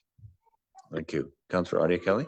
Thanks, Your Worship. Manager Rhodes, can you just, for the benefit of people listening, in case they don't know, just say what IAP is? Thank you. Yes, sorry. The International Association of Public Participation. Thank you. Councillor Ramadas. Thanks, Your Worship. I just want to unpack a little bit that you just hit on here a couple of minutes ago. The citizen satisfaction survey is one avenue that is kind of outward looking, right? Looking at what the pulse of the community is. And there is your culture survey internally to the city of Fernie. Has there been any thought around sort of integrating these two things in a way that, you're always in sync? It's almost like what your community wants, and probably like a response plan. Your culture survey also is trying to flesh those aspects out. Like, I don't know if I'm being articulate here. I'm just saying, like, is there some methodology where we can sync up our external looking platform with internal looking platform so that we are always planning, budgeting, everything in sync? That's a good question. That's a great question. I'm not sure how that would work, but I'd look to Mr. Bornowski to. Our goal over the coming season and the coming years to sync up strategic plan implementation and budgeting and planning and integrate findings from public engagement, citizen satisfaction, and public input in a meaningful and responsive way through that annual cycle and annual reporting, through that annual cycle. In terms of integrating our internal employee satisfaction surveys as a semi-annual pulse of the organization, with that external planning, we don't have that formalized, but it's something interesting that I can discuss with Ms. Neal and our newly forming culture committee inside. Yeah, it's interesting. Thank you. Yeah, that's an intriguing question. Yeah. So the next project is the customer service standards. It's an initial review. This is an unbudgeted operating project that in year one would generally include the review of the citizen satisfaction survey results, particularly as they pertain to customer service. So this would involve the review of the request for service tool, as Councillor Audia Kelly was asking about. More on how we currently track and respond to inquiries, as well as looking at the accompanying RFS guide, which is a work in progress for the organization currently. This will provide some important benchmark data that will allow us to measure enhancements in the customer service area. And then in year two, we would anticipate the development of a cross-functional team that would be looking at developing our customer service standards and setting those in policy that would be, again, applied across the organization. Utilizing, again, like I said, a cross-functional team so that we do have representation from the different departments and understand the needs in those areas and what might be reasonable expectations and some of the realities for the different, we have different service areas that have different constraints and different realities, again, for how they are delivering customer service.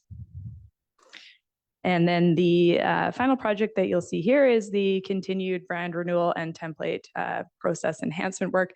This is a carry forward project with approximately $10,000 of the initial budget remaining, and it was part of a larger photo asset refresh and brand renewal project that was budgeted for last year and got underway in 2023.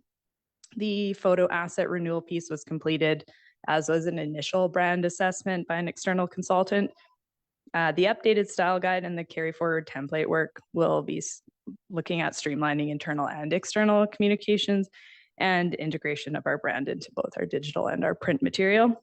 Additionally, it will provide us with some more efficient and user-friendly ways of delivering information, again, supporting better service insight in the community and improved celebration of accomplishments, which was something that was identified as a strategy to improve organizational culture in both council strat plan and, again, through our internal organizational strength work that was completed in 2023. And that will help us build some internal capacity as well to move that type of work forward. And again, this work will all go alongside with supporting the communications and engagement for the critical infrastructure, legislated and in-stream projects that we've discussed over the past 2 nights. Those, as you're all well familiar with, include the Fire Hall project, organics rollout, some of the bigger projects that we'll be continuing to support and move forward. Thank you, Ms. Rhodes. Mr. Barnowski. Thank you. Council has asked a few questions about whether there are sufficient resources in some of the departments. And I do want to flag that communications and engagement is significantly under-resourced at the City of Fernie. And we have worked through different models of resourcing communications on specific projects. And organics is a very good example where Liz has done a very good job managing an external consultant and working directly with a colleague on developing materials. But But quite frankly, also the fire hall is an example where managing that external consultant has significantly consumed her capacity for the majority of an entire business cycle. And so as we move forward on that engagement framework and delivery toolkit and needs assessment, communication methods, reviews, we're going to get a lot of clarity around how much we are going to want to do. And in prioritizing that, much like I shared when we prioritized adding a human resources manager, we're likely not going to be saving money with those efforts. We're going to be increasing service levels and increasing costs, but increasing the quality, quantity of our output, and therefore also our input back from the community. But it's a highlight. You will be hearing from me on needs for communication and engagement, because there's always an option to add communication resources through your consultant. But it is frankly, in my experience, never as good as building that internal capacity of the people who really do live and love the community and understand the nuances of what we do and what our community says. So I want to provide that heads up. As this work continues, you'll be seeing specific recommendations for additional resources, and they're likely, more likely than not, going to be internal resources to support this work across our organization. Rather than trying to find ways for Ms. Rhodes and others to manage a variety of external resources to do the work. Appreciate the heads up. Councillor McKaiser. Thank you, Worship. This is just a curiosity question, but right now within the communications department, what approximately is the split between the energy put into communications with the public and the energy put into communications inside the organization? What does that sort of breakdown look like? I would say it significantly is spent on external communication. However, there are things like the biweekly newsletter that we do as an internal update and some support to other internal projects, but the majority of my time is spent supporting external communication. Okay, thank you. Councillor Roddy Kelly. Thanks, Your Worship. Just for the listening public, department might make it sound like there's a whole bunch of people. So I want to be really clear that the department is this lovely person here, just so people don't get an idea that there's all of these bodies. There isn't. It's a significant workload, and the community has clearly identified to us that communication is very important to them. So in future, when an ask comes forward, I hope people remember that. Yeah, thank you. And thank you for pointing that out on Ms. Rhodes' behalf. Yeah, that's an important clarification. Councillor Ramanus. Thanks, Your Worship. And I agree with CAO's plan there to actually, like in case we are upping the resource here at some point to actually build that capacity internally. If one thing that we have realized in the last 1 year with all the hot button files we had in front of us, people who have a feel for the community is worth in gold. Consultants, folks who don't understand Fernie don't bring the same value. So yeah, I would probably support that.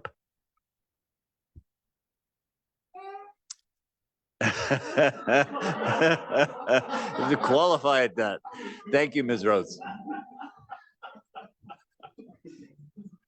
I'm going to suggest that we take a 10-minute break. We're at 8 o'clock and people need to get up and stretch their legs and use the washroom. Why don't we do that and we'll reconvene in 10 minutes? Thank you. Do you mind starting a timer for me so I can wrangle this crew? Thanks. I know.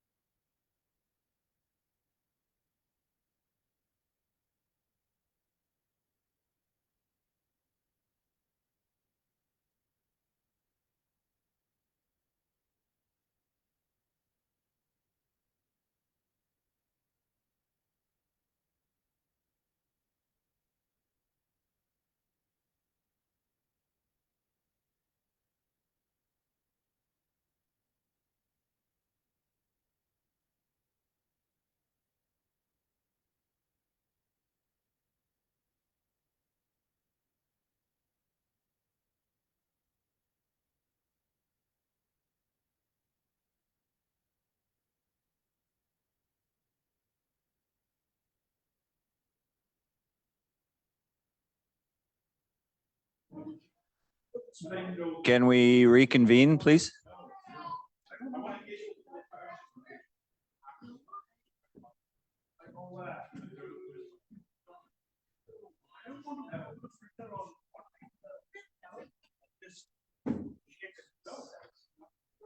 Thank you, Ms. Rhodes.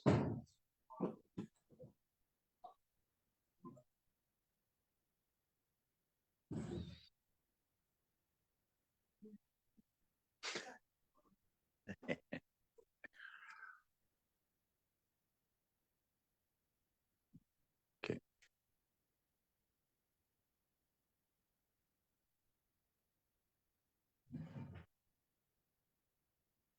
Mr. Burdett, back to you.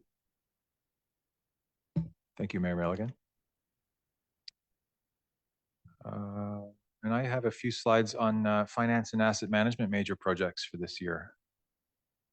If my button will work.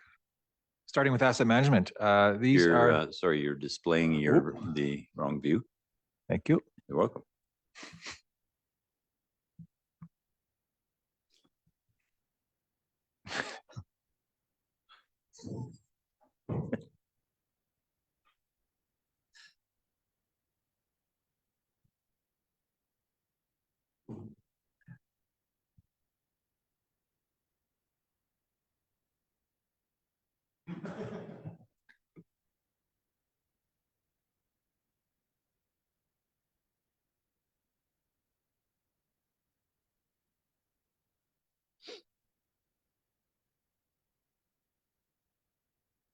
Apologies, one minute. No, not at all.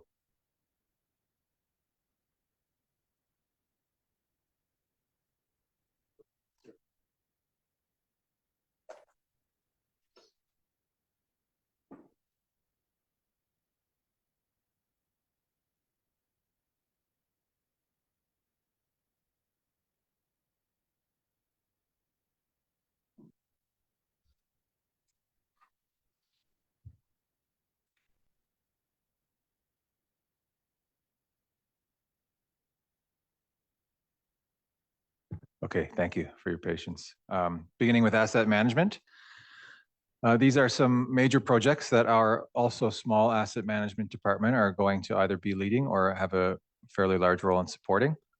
We have the grant funded level of service phase 1 project, supporting the website needs assessment that Ms. Rhodes talked about earlier. The upgrade to our GIS system is a small carry forward from last year that's ongoing and almost complete. There's a project there exploring the current use of our VADM system and help in trying to determine what we're doing well and what we could be doing better. You know, from everything to its syncing ability with Excel, and then to also using it for our POs, our work orders, maybe our asset management. And so the results of that will lay out for us what our options are for an asset management software, whether there's an option available to us within VADM, which may be cheaper, or whether there's going to be a need for a separate system for that. Sorry, Mr. Burdett, who supports VADM?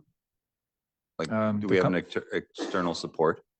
Yes, we do. That's part of our Trinus monthly contract, but the company itself is called Central Square, and that's one of 2 or 3 big options available to local governments. So a lot of municipalities do use VADM, and then there's a couple other options that are also used. Well, and the reason I ask the question is, can they provide expertise at their cost to help us optimize VADM? Part of our initial upgrade to our server and upgrading GIS and upgrading VADM versions is to get to a point where we can then access support again from Central Square.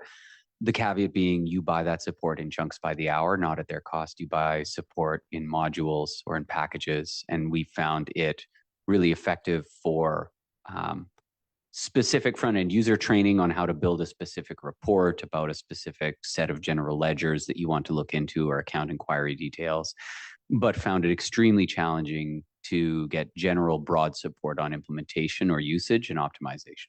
And so that seems consistent with some of our colleagues across the sector as well. It's an unfortunate model, but it's appears to be the model we have. Thank you. Thank you. And then to add to that, you know, internal user support is mostly done by the finance department, as we are more or less the experts in VADM. Although it's, you know, it's not an easy system to be an expert in, so we're still learning ourselves. And then also, I'll touch on this in a couple of slides, but our asset management department is kind of the middleman between Trinus and all of our external vendors. So there's a significant amount of time spent on that, but again, I'll touch on that shortly. And then, so whatever the solution ends up being for an asset management software, we will include in the RFP for that, if that's what it requires, direct support in the implementation and rollout. We don't have the staff time to do all of that data entry and making sure it's syncing with VADM. And so that's where a large percentage of that 50,000 that's budgeted intends to go. And the asset management also needs to be involved in supporting any system change. So an example here is Next Generation 911, which is grant funded, and Mr. Bornowski touched on that yesterday as part of the fire slides. And lastly, there are other software updates in the pipeline that asset management will have a direct hand in supporting. And I've got the planning permit tracking software here as an example. Yesterday, there was a question about the line item of 403,000 that's called Technology and Digital Transformation Services. This is more of a detailed breakout of what's in that line. There's 231,000 annually for our contract with Trinus, and with that, we get many services like firewall kits, offsite data archiving, which, I mean, these things sound small, but before, you know, 4 or 5 years ago, our server was in the basement of City Hall and we didn't have offsite data archiving. So this is all part of our IT roadmap, and we are still extremely junior in terms of security as an organization. They provide managed user services for 109 users. That includes a help desk that people can call if they're having problems. And then also through them, we get our MS 365 software subscription and Power BI software subscription. And then outside of Trinus, there's another 125,000 for all of our other softwares that we have, including VADM, including ActiveNet, which is the one our recreation facilities use for booking and collecting money. There's SiteDocs, which Mr. McConnell touched on earlier. That's our main safety program. Atomic Crayon, which hosts our website. Granicus does our short-term rental compliance. And then there's another one there, Engagement HQ, that we get through them. Pardon? Oh, Let's Talk. Yes, thank you. Adobe SCADA, which is our measures how our utilities are performing. ProFuel, Esri, which is also GIS, and then smaller ones like Zoom and whatnot. So there's a lot there that we subscribe to and use every day. And then also included in that 403,000 is 47,000 for 8 months, beginning in May, for Preferred Plus user support.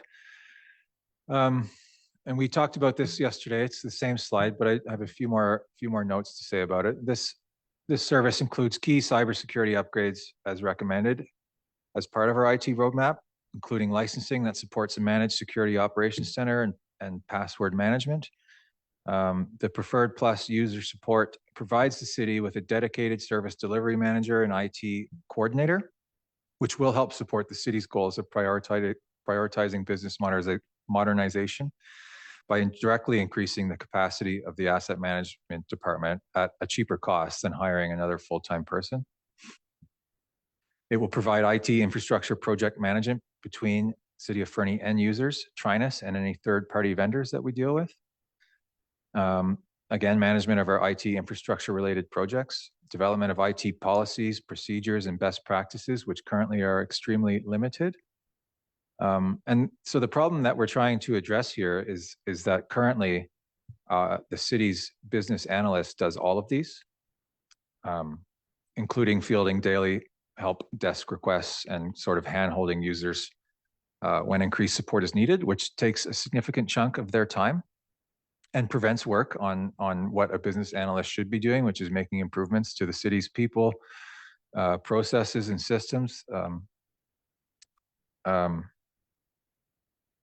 you know, really identifying gaps in our processes that we're not doing correctly, and then further identifying more efficiencies. And so, again, the city of Fernie has a very low level of digital maturity, which means that the organization has a low ability to provide value through digital tools to its users. And the desire and demand to digitally modernize our business through people, processes, and systems is high, but we require the proper resourcing to do this. We need to ensure that we're developing a strong foundation, digital foundation, that the organization can maintain, develop, and optimize going forward. And so adding a dedicated IT resource from our managed services provider that already has a strong understanding of our IT infrastructure will allow the city to increase resourcing and capacity to continue to modernize our business while leveraging the skill set of the business analyst to act as the liaison between the business and technology, while focusing on end user experience. So all of this is to say that the person that we've hired to be our business analyst is currently so busy with IT related projects that they're currently operating essentially as a dedicated help desk person. And so by committing to this, to our existing contract with Trinus, we're then freeing up capacity for that analyst, as I said earlier, to focus their time on analyzing our business. And again, helping to identify areas that we could be doing better, increasing our list of efficiencies going forward. And you know, those benefits are hard to quantify as I'm sitting here. But the good news is by committing to this particular add-on, we can always stop committing if it's clear that it's not working as we're intending it to work. Our current contract with Trinus expires at the end of 2026, at which point we'll have to go to market again for another contract. And this added feature is an add-on that we can cancel at any time.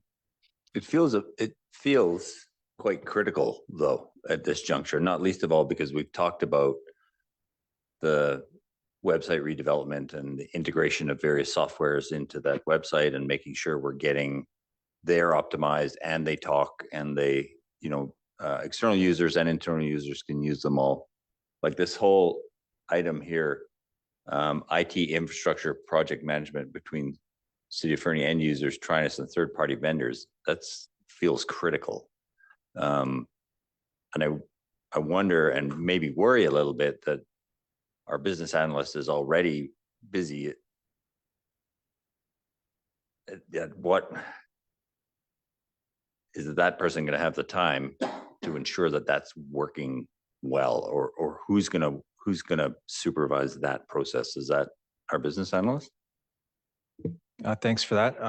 Yes, but also our director of asset management and even myself. I mean, first step is we need to do a fairly significant internal rebranding of that person, because I think they are very much viewed as an IT help desk, even though we pay for an IT help desk.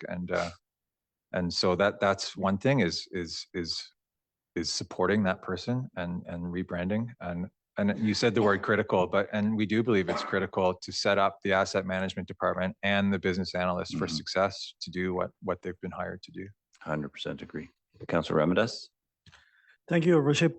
This is my own lack of understanding sometimes. In fact, when it comes to IT systems and integration, it's beyond me. Like I don't have the mental capacity to understand all these things. Let's say if we didn't implement this, let's say we didn't get that plus system. Can you give me an example, like tangibly, like in a day of a planner or I don't know, a finance person, like what that would look like with poor IT service available to them? Like, I just want to understand, like, what's the pain point here? Thanks for that, Councillor Ramirez. I don't know if the pain point is exactly people not getting the service that they need to do their job. They are getting that, but the main problem is that it's taking most of the business analyst's time to support that. And we didn't, it's not, we hired that position to be a business analyst, not an IT help desk. And it's just the way things have been set up with our IT department. And that's just kind of all fallen on their shoulders. And we really don't, we really need to change that, both for the city, like we need a business analyst to help us review our processes, but also for that person to do their job that they were expecting to do. Mr. Boranowski? In discussing it with Ms. Chown and Mr. Burdett and Ms. Jansen, historically, when we're looking at some critical items like our phone system replacement that needs to happen, improving our deployment, doing our VATM analysis of how we're using our enterprise system, the gap analysis, the needs analysis, and optimizing it. The timeline for those projects, that critical business system optimization that council has identified just spans out far into the future, because then the volume of work that we can do there is limited, because our business analyst will be able to do a small amount of that every year without the opportunity to have a dedicated resource doing a needs analysis and going to market to get a new phone system for us, as an example. Yeah, and it strikes me, without doing too much analysis, like getting our employees to go to Trinus for the help desk needs is the first step, and that at least from my perspective looks like a pretty straightforward exercise. Don't call this person anymore, call this number, and that's one of those key messages. Keep repeating it until people get it. But given all the other IT work and the broader implications of the systems integration and ensuring, in my mind, when Councilor Ramadas asked that question, it wasn't so much on the day-to-day, except maybe for Ms. Chown in terms of the pain point that's all on her shoulders currently. But in future, when an external user wants to submit a permit, and if that system isn't well integrated into our systems from the outside, then we've got a huge problem. We've promised this level of integration and sort of a smooth transition to that. We need to support that to make sure that happens, because that will, it will defeat all the work we've done in terms of the Ligadap process, for example. It'll people will lose faith. And so the more we can support that to make sure it's a smooth rollout, including, Ms. Rhodes' projects with the website and other softwares being integrated into that, it feels like that support would be necessary from my perspective. Yeah, thank you for those comments. I agree that help desk is an easy fix, but there's other day-to-day things that fall on Ms. Chown's shoulders, like someone that gets a new computer. She's the one ordering that computer and then getting Trinus down here to set that up. And if we had a little more help, just those things would be taken off her shoulder. Yeah. And then you look at the other, finance related projects, or not finance, but system related projects, like the VATM optimization. There's a lot that goes in behind that, like making sure that, and I don't know much about IT either, but making sure that installation works well with our new server and just all those things that this Trinus person can take away from Ms. Chown. Yeah, Ms. Chown in turn can look at after the change management piece in terms of now the system does that. Make sure you're using it to its full capacity. That that front end piece that we need to ensure that we also complete. Thank you. Okay, thank you for the comments and discussion. On to finance. This is a small list of what finance has on the go for 2024 beyond our regular day-to-day activities. So a bit of background, finance department has 6 full-time people. We have a payroll department of 1. We have an AP department of the same 1. And then we've got like our cash receipting person and also like the majority of people's interaction with the city does go through the finance department and the front desk there at City Hall. So they're busy, especially at, June, July. And then we have the purchasing person, which is based out of the ops facility. And I would say that person only spends probably 20% of her time on purchasing, because they're also responsible for the maintenance management part of the business, which is like generating work orders for the month and getting those out to the departments and making sure invoices that come in are coded to the various work orders. So that, that position is quite full blast with maintenance management and purchasing. And then we have myself and then the deputy director and the manager of finance. But our projects for this year, and I've been here just over 3 years now, and it's clear to me in a way that it wasn't before that we really only have like 3 months in the summer of downtime in finance. The first 6 months are busy with budget and audit and year end, and then tax season and all that collection. And then before you know it, it's Christmas, and then we start it all over again. But anyway, so for this year, e-timesheets, I discussed this already. We have that module installed. Part of that package included 4 training courses with Central Square, and we've completed 3 of those. The 4th one will be with key users within the business. But as I said, we're just waiting on that programming fix on the work order dropdown. And sorry, Mr. Burdett, are we in that, are we training any trainers? Like, so internal super users, as it were, who can then in turn train others? Yes. Yeah. So we've had 4 people at all of those 3 training courses that will be leading the implementation plan. Thank you. And then, once that's done, that eliminates 2 or 3 days every 2 weeks of just collating paper timesheets and running payroll. And then mainly my time will be spent supporting other major projects that are happening, like the DCC and ACC bylaw update that Director Lennox talked about yesterday. Councillor Ramirez? Sorry, Mr. Burnett. Thanks, Your Worship. I should have asked this to Director Lennox, and I apologize. Are we on schedule for DCC update, bylaw update, like on schedule? Are we supposed to be where we should be right now? Thanks, Councillor Ramirez. I would say we're behind the original schedule, but that's really only because of the new legislative requirements for the housing needs report and then the OCP. So that's kind of pushed the DCC a bit while we meet those deadlines. But as for the new schedule, there's no delays yet that I'm aware of. And again, with purchasing, council may remember that last year was the first year that we moved purchasing into the finance group, and that's working in that position has been rebranded as a resource that every department can use and not just operations. So that's working well, and that people are getting a little more support with purchasing.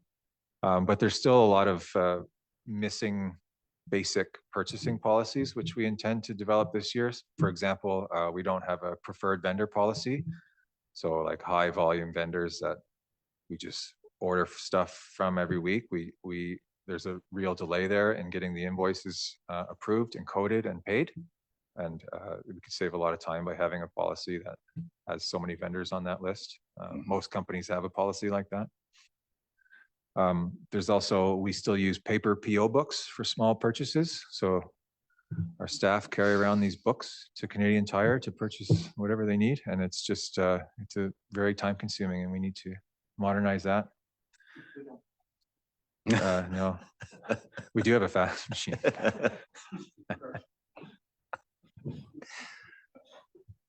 And then we talked yesterday about an investment in policy that the city needs to have that I will borrow from someone else.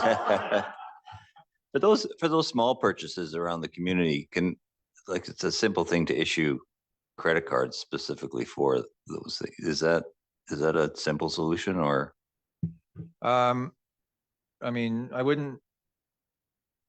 Credit cards is one way with a small limit, but our current purchasing policy really restricts anyone that's allowed to make a purchase to like 10, 12 people. And really, I want to have it changed so that people that work in operations can go buy something under $100 if they need to do their job that day. And, you know, so that's just another policy change and a process change that we'd like to fix. Thank you. Councillor Ramirez, do you have a question? Just a comment, Your Worship. Use the term right, Director Burdett. It's rip-off and duplicate, R&D. Thank you.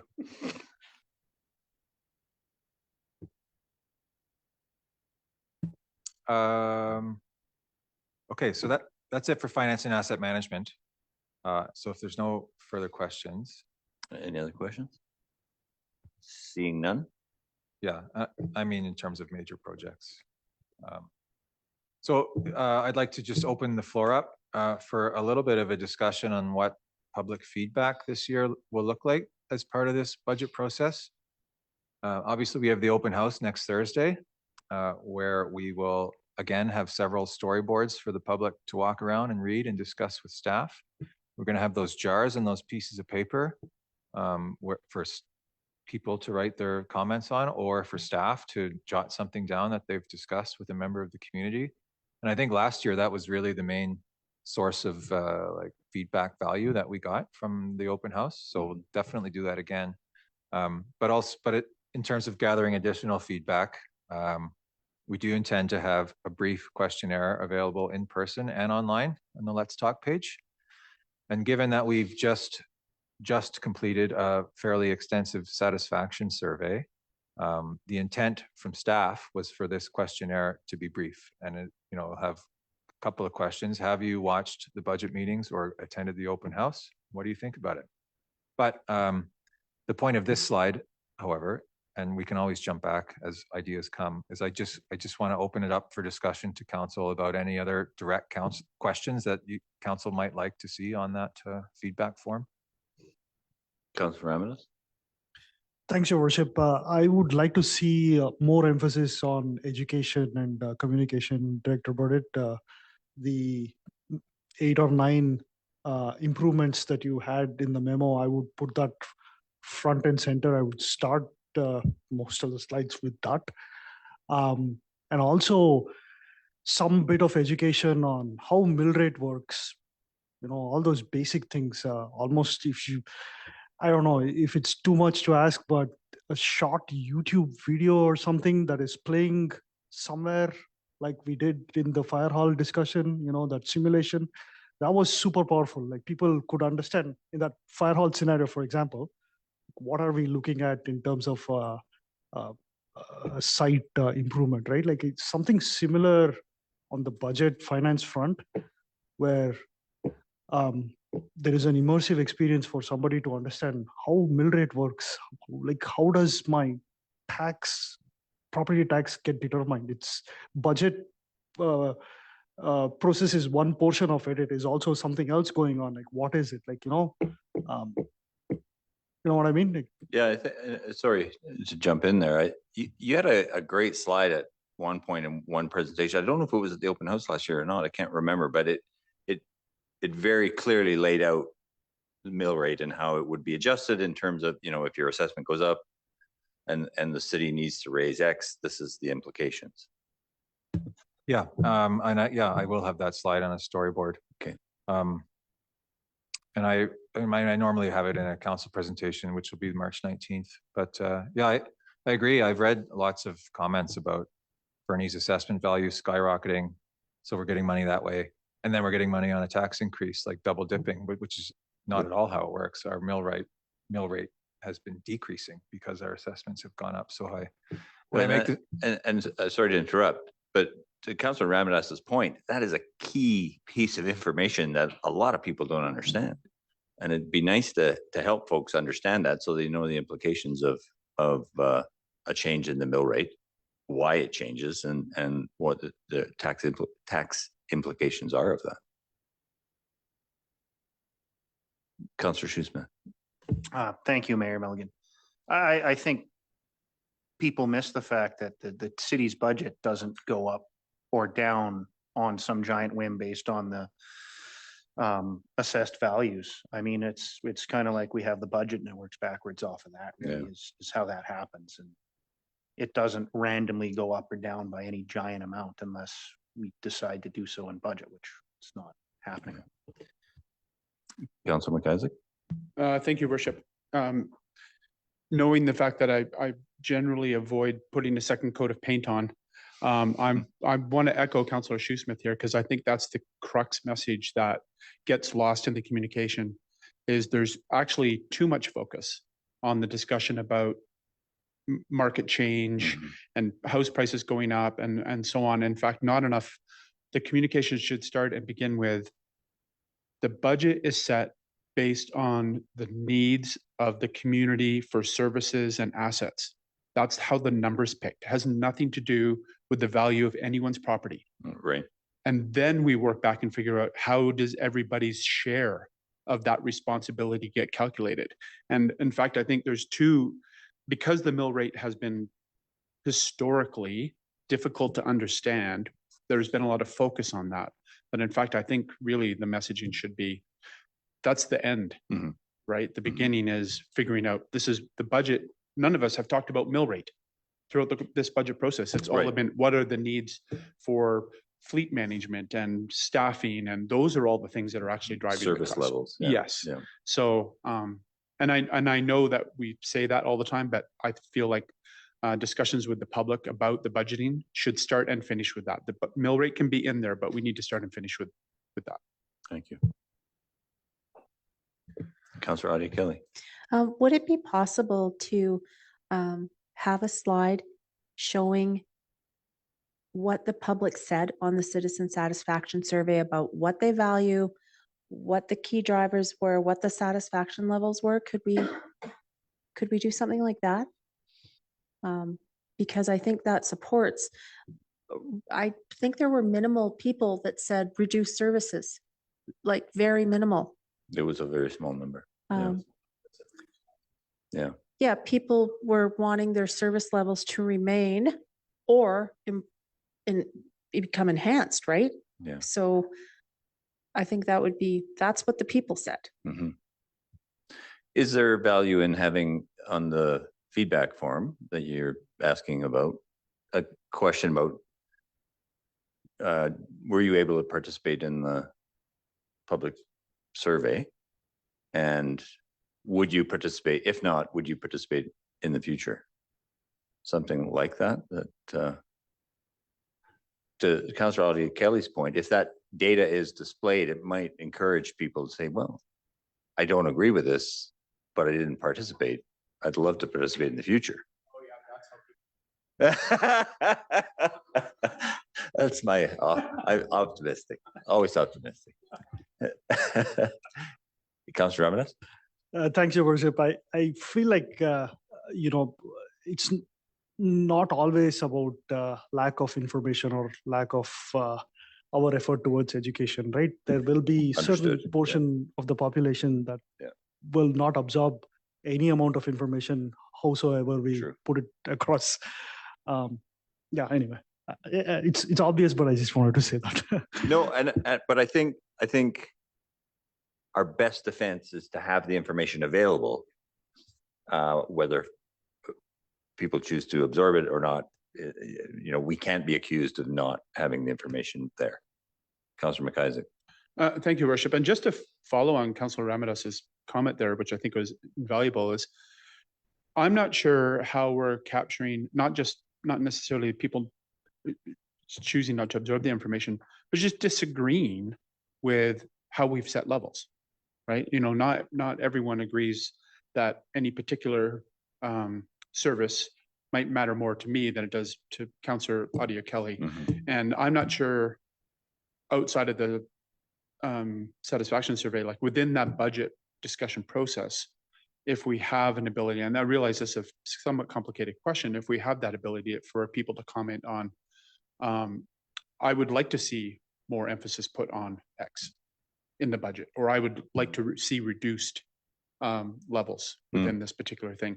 And I realize this is a really complicated question, but it's the, getting past the yes or no, but actually, tying into this idea of connecting it with the community survey and that participation. So you understand what the services and assets are, and then having people give that ability.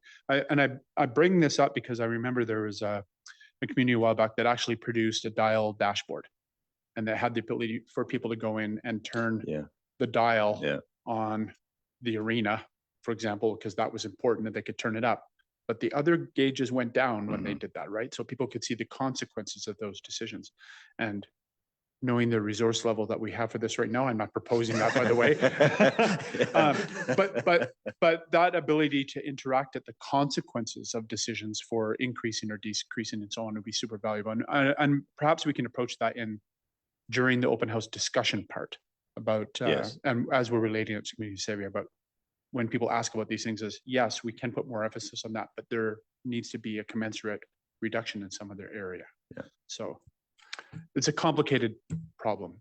It is, but to your opening question, and appreciating Mr. Berta doesn't want to make that feedback form that long, is there value in asking the question, did you participate in the public survey and would you participate in the future? And then your two questions, is there a particular service area, I'm not sure how to frame the question, you would prefer to see more focus on and potentially more dollars spent? Or is there a specific service area or activity you would care to see reduction in, for example? And just as to follow along with that, it's sort of a similar way of asking the same question about the question regarding roads and things like that, but in a different way, right? Asking about it from how much do you care about this, or how much do you want to invest in it? There's two sort of different ways to ask the question. More information is good from our perspective. Yeah, I like that thinking, actually. Councillor Nixon?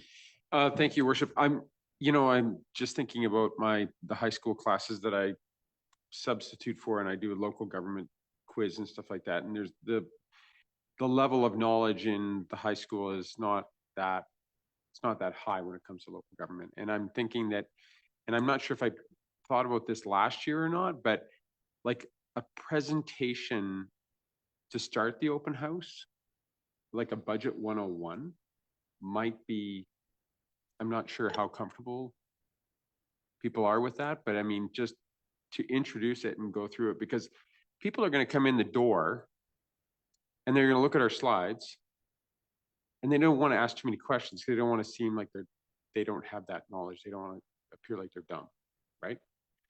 And they elected us to make the right decisions. So we're making the right decisions. We know we have all the knowledge, right? Or we don't have all the knowledge. I shouldn't say that. That's overestimation. We have some of the knowledge, but not all of it. So, but just a presentation to start off with. It would be just an overview of the entire thing, like what we, I think I'm not sure if that's been done in the past or not. I can't remember for open houses, but that would be my only suggestion. Councillor Audie Kelly? Would that be something we could Google, an R&D? Potentially. Thanks, Councillor Nixon. I have no problem putting together a 10, 15-minute intro. It starts at 6:30 and maybe do that at 7, give people a chance to get there. Yeah, and certainly focus on mill rate and then just how, budget 101, like you said. Yeah. Excellent. Councillor Ramirez. Sorry, Your Worship, this is going to be a little boring, not as exciting as the conversation we had. I had 3 outstanding questions I had from the binder that I wanted to touch base with, if you wouldn't mind. Well, I'll check with Mr. Burdett. Do you have everything you need now for the public open house feedback discussion?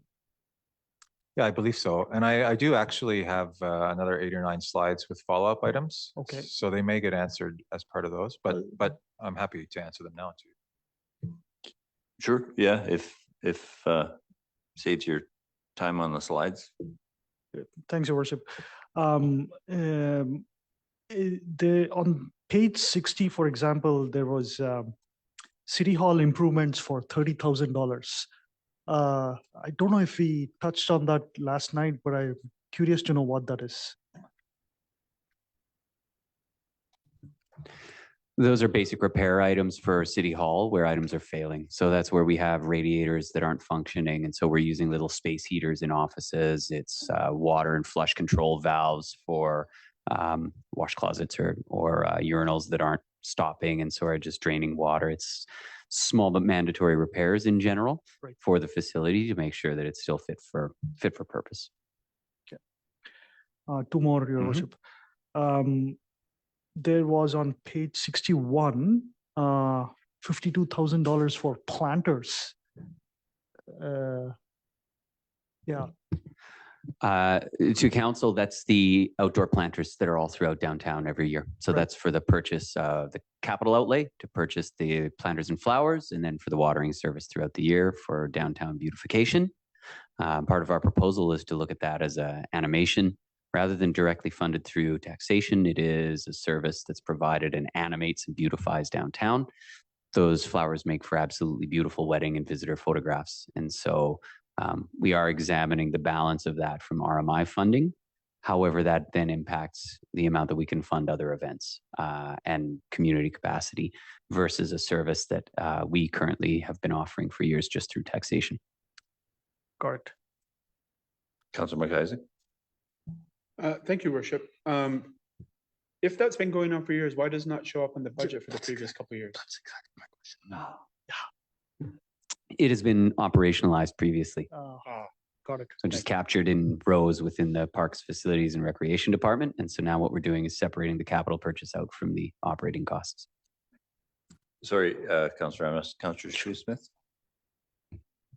Sorry to interject. Thank you, Mayor Milligan. No, no. I'd just like to say it's actually quite heartening that pick a line item and you guys are finding a way of getting that partially off the taxpayers' back. I think that should be pointed out. That's quite heartening. Yeah, and I agree. And I'm very supportive of those planters. They really do beautify the downtown. And as long as you can avoid getting wet when you walk under one. Yeah, they are beautiful. Councillor Ramirez, back to you. I was about to say, what would happen if I postpone it by 1 year?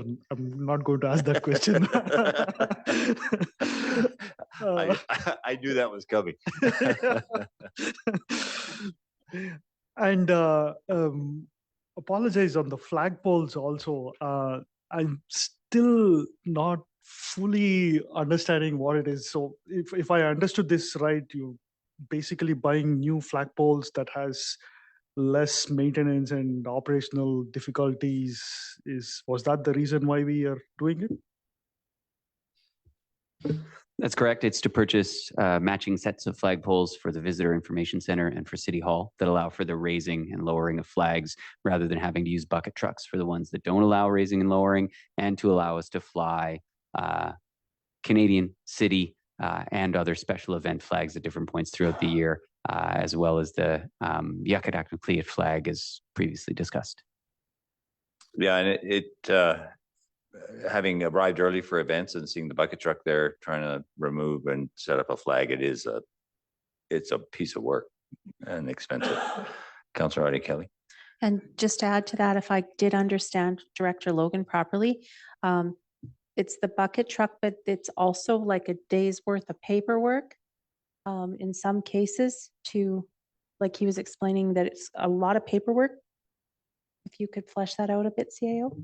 Time and paperwork, because we'll use Fernie Fire Department and the ladder truck and then need to do a risk assessment. And so essentially what you're doing is you're creating a dangerous working condition, having to do a risk assessment, having to do mitigation strategy, then having people go up in that ladder, change a flag and come back down. So you can take all of that occupational health and safety risk and all of that paperwork and all of that cost for firefighters in a ladder truck going out to change a flagpole out of this system.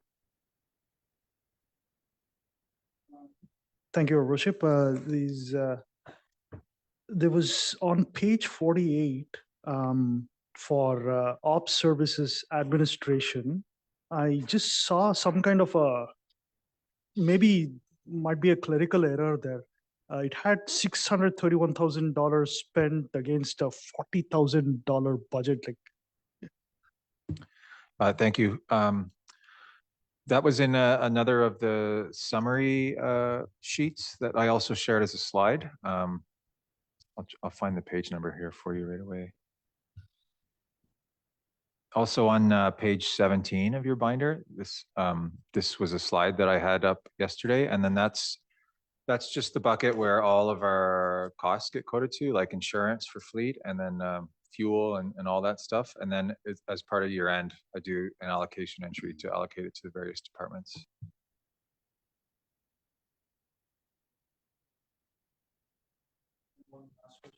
Yeah. The telephone bill has gone up for council by $3,000. I know it's a really small number, but it didn't show up in the previous years. Just wondering what the driver was. So I identified that when I was putting these together, and what happened is some of our cell phone bills for staff accidentally got coded to the council telephone account. So that will be moved as part of year end too. So it's not actually an increased expense related to council.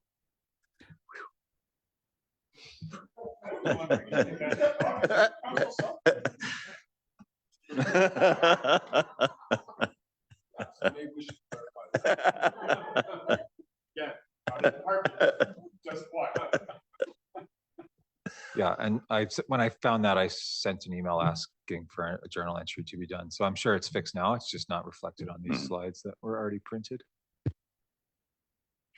Actually, I do have one more question, please. Your Worship.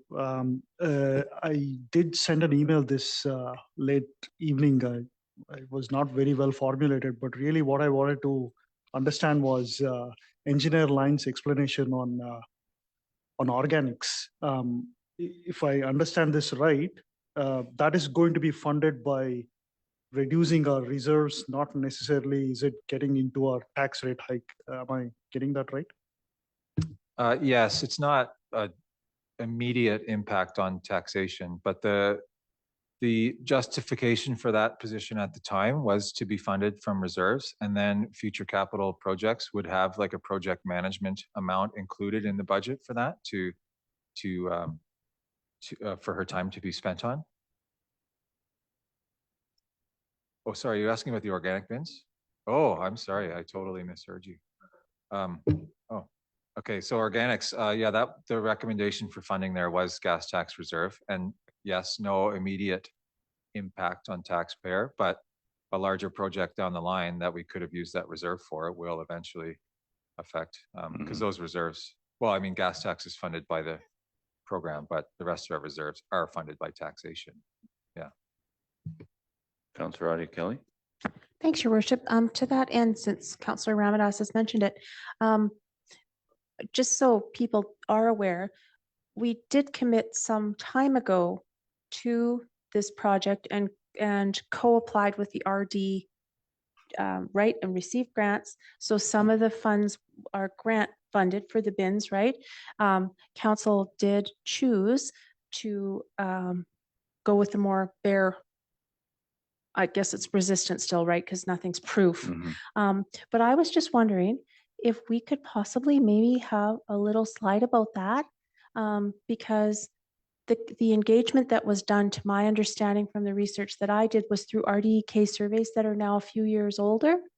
But just maybe a little storyboard that explains to people that it isn't a direct impact on their current taxes, that it was grant and reserve funded.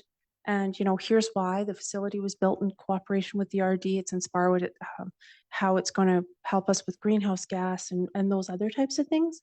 I know that's a big ask, but I just thought, you know, because it does maybe seem to people that it's budget related. It's a good point, Councillor. It's a significant service level change, so bears explaining. Yes, and Ms. Line was bears. We allowed engineering manager Line for discussion about that topic at the session, so we'll have staff there for that purpose already.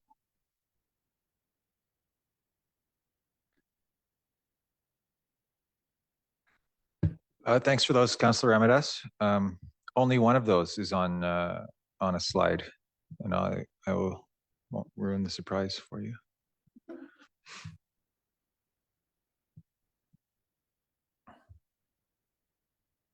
Oh, okay. So while council was discussing mill rate, I've grabbed this slide from last year's budget presentation, and I think that's the one you were referring to. Hasn't been updated for this year's numbers yet. But this is a good display of how a mill rate works. And I make this comment every year, but being from New Brunswick, I see CBC New Brunswick feeds, and they have a very similar taxation system, and their assessments have been skyrocketing there, 20, 30%. And then their council will pass a 5% tax increase. So the mill rate will go down. And the headline on all their news stories is council reduces taxes. And so it's just, that's how they've chosen to do it in New Brunswick. And we're not allowed to say it that way. That's a bit cheeky.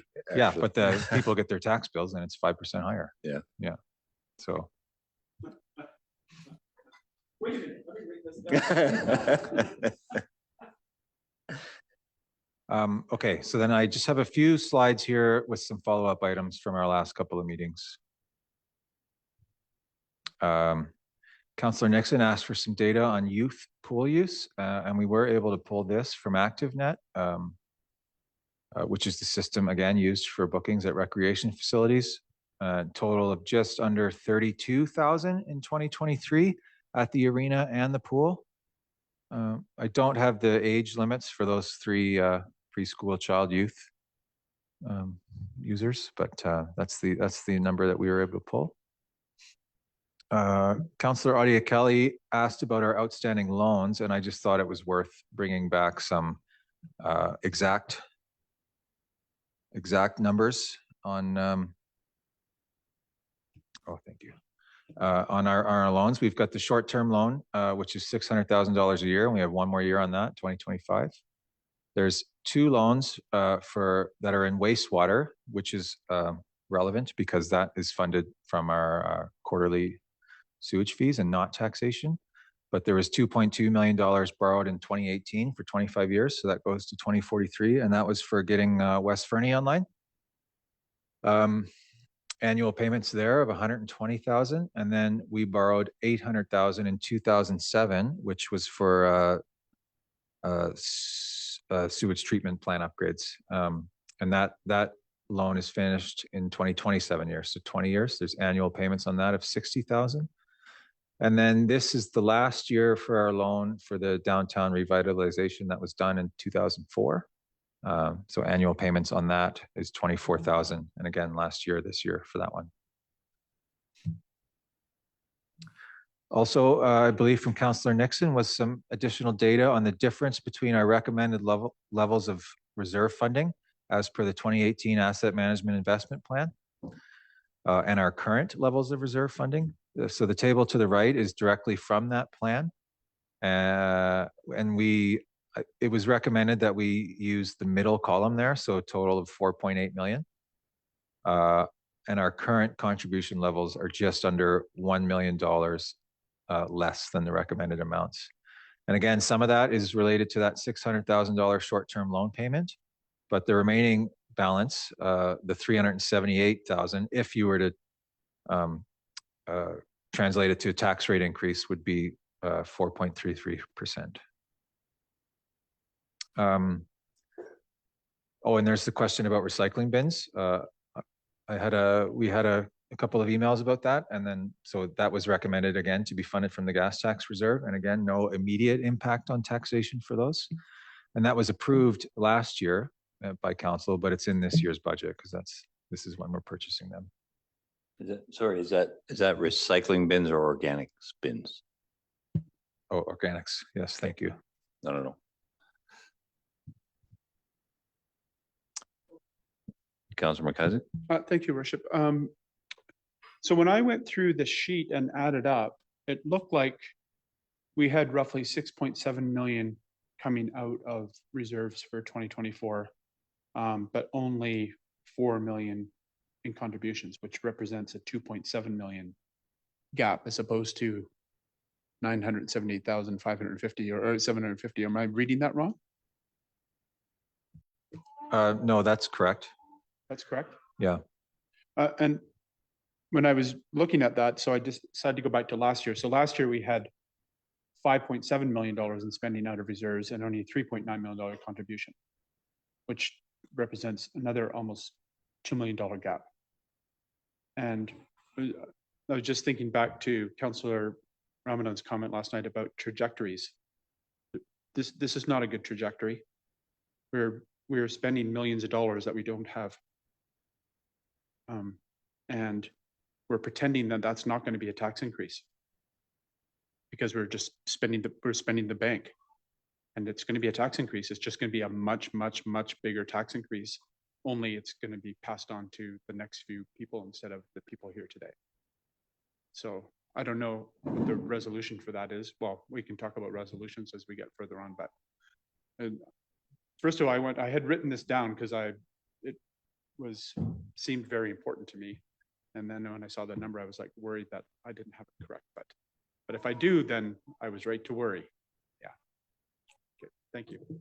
Thank you for that comment. And absolutely. And that has been a consistent message of each budget cycle since I've started. And, you know, like we've had some really big projects that have come either due to emergency or just because things need to be upgraded. A big one this year is the 1.5 million for the water plant, which is well above our annual contribution limit that you can see there of 622,000. And, you know, I'd like to say that this is the last year for big projects, but it's not. We've got fire hall, we've got sewage treatment facility coming, and yeah. Sorry, and just to follow up without your worship, I just think we have to stop pretending that we're doing anybody a favor by keeping the tax rate low. So either we need to reduce service levels on something, get rid of some assets that are costing us money, be comfortable with raising taxes above a 4 or 5% number all the time, because it's the only way we're going to get money back into place. When these run dry, the next $1.5 million project is just a big tax increase. Only now it's 10%. So something's, not to steal the old line, but something's got to give, what the movie says. So thank you. Councillor Hamilton. Thank you.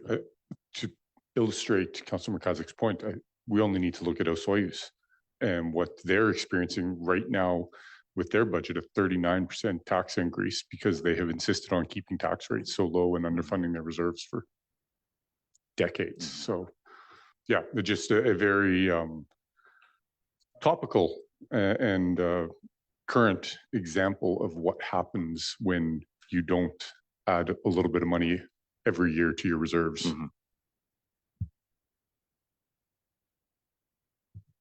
yeah, thank you. Yeah, it's not a Fernie problem by any means. It's every municipality.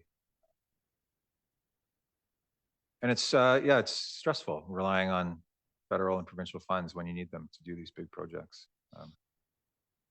Councillor Ramadan. Thanks, Your Worship. It's just again another stupid question here, Director Burdett. Like, is there a way to kind of show us that $500,000 shortfall? How much is it because of inflation, and how much is it not because of inflation?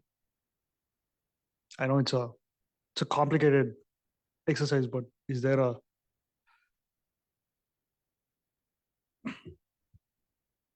for clarity, are you talking about this year's tax shortfall or the shortfall in contribution to reserves? let's pick tax shortfall? Yeah. Yeah, I mean, I would just go back to start answering that. I would go back to the slide I had of our shortfall, which I then attempted to translate into a waterfall graph, and then pick each one of those categories and think about it. So, like, you know, wages. A lot of those are contractual increases, which are driven by current levels of inflation, and we're not even we're still operating with older agreements, right? So that, I mean, those things can only get worse, and then it will be driven more by inflation. You know, other things that come to mind are insurance increases. That's hard to pinpoint on whether it's inflation or whether it's recent claims and them not having enough funds, or so I mean, I can ballpark each of those categories, but it really would just be an educated guess, I guess. Yeah. Yeah, you mentioned benefit load as well, like the increase in our benefits costs. Hard to put your finger on exactly why that is, but it's it's real. Yeah, I mean, it could be use, it could be that massagers don't cost $50 anymore, you know, there's lots of reasons for that. Councillor Ramirez? Thanks, Your Worship. Just for communication purposes, even an educated guess would be okay, with a big caveat that it is an educated guess. And the reason I'm saying all these things, Your Worship, is our, how do I say it, like our goal here is not to have a pristine reserve, right? Like it goes up and down. We should be okay with that at times, not underfunded for a long period of time. I get it. The goal here is to hone in on a tax rate that is appropriate for our community, because the community is suffering from all kinds of other inflationary pressures outside of property taxes. And this is a significant amount of money for an average homeowner here. Mhm. We got to be mindful of that. And again, this is not a consumptive tax. This is, for lack of better term, expropriation tax, right? You don't have an option to walk away and say, I don't want to pay property taxes. You're obligated to pay for it. So anyway, all I'm saying is we just have to be mindful of that. Yeah, and we of course are mindful of it. We've actually referenced it in our strategic plan that we need to be conscious that every penny we spend is the, you know, comes from the taxpayers. I wouldn't characterize it as an expropriation tax because the community gets services in return. It's not as though that money goes nowhere. So I don't want to leave folks with the thought that it's just money that lines somebody's pockets. It's money that actually returns services to the community. Councillor McIsaac? Thank you, Worship. And I'd like to expand a little further on that to say, going back to the discussion about talking about the budget, every single, there's no one sitting around the table or in this community that wants to tax anyone a nickel more than is necessary. But the necessary part is the important part of the discussion. When we go out and ask people, what are the services that you want? What are the assets that you want us to retain? The answer to that question is it costs X dollars. Like, when we're going through the budget, if we say we want to have better roads, or we want to have 5 soccer pitches, or we want to have 2 arenas maintained and so on, all those things cost money. When you add them all up, that's the tax increase. No one's sitting around going like it. We cannot work from the position of here's an acceptable tax rate and then go figure it out. It has to come the other way. If the tax rate is coming out to an area that this council is not happy with, or the community is not happy with, the responsible thing to do is to say, what do you want to cut? What services would you like to cut? What assets are no longer going to be maintained? That's how you lower the number. You don't just artificially pick a number that people might be happy with. That we can't possibly operate that way. So if the concern is that the tax rate might be high, in order to ensure that we have a responsible level of reserves so that in future we don't have 39% tax increases and so on, then let's commit to putting that in, and then let's figure out which projects can be delayed or canceled, or which assets we can choose to either lie fallow or dispose of or whatever. That's the hard work to do to get the number right. So let's do that. Agreed. Councillor Ramirez. And I think we are all ready to do that hard work right now in these next couple of months. I don't think, I'm sorry, maybe Director Burdett has this slide somewhere, but we will be talking about service levels, correct?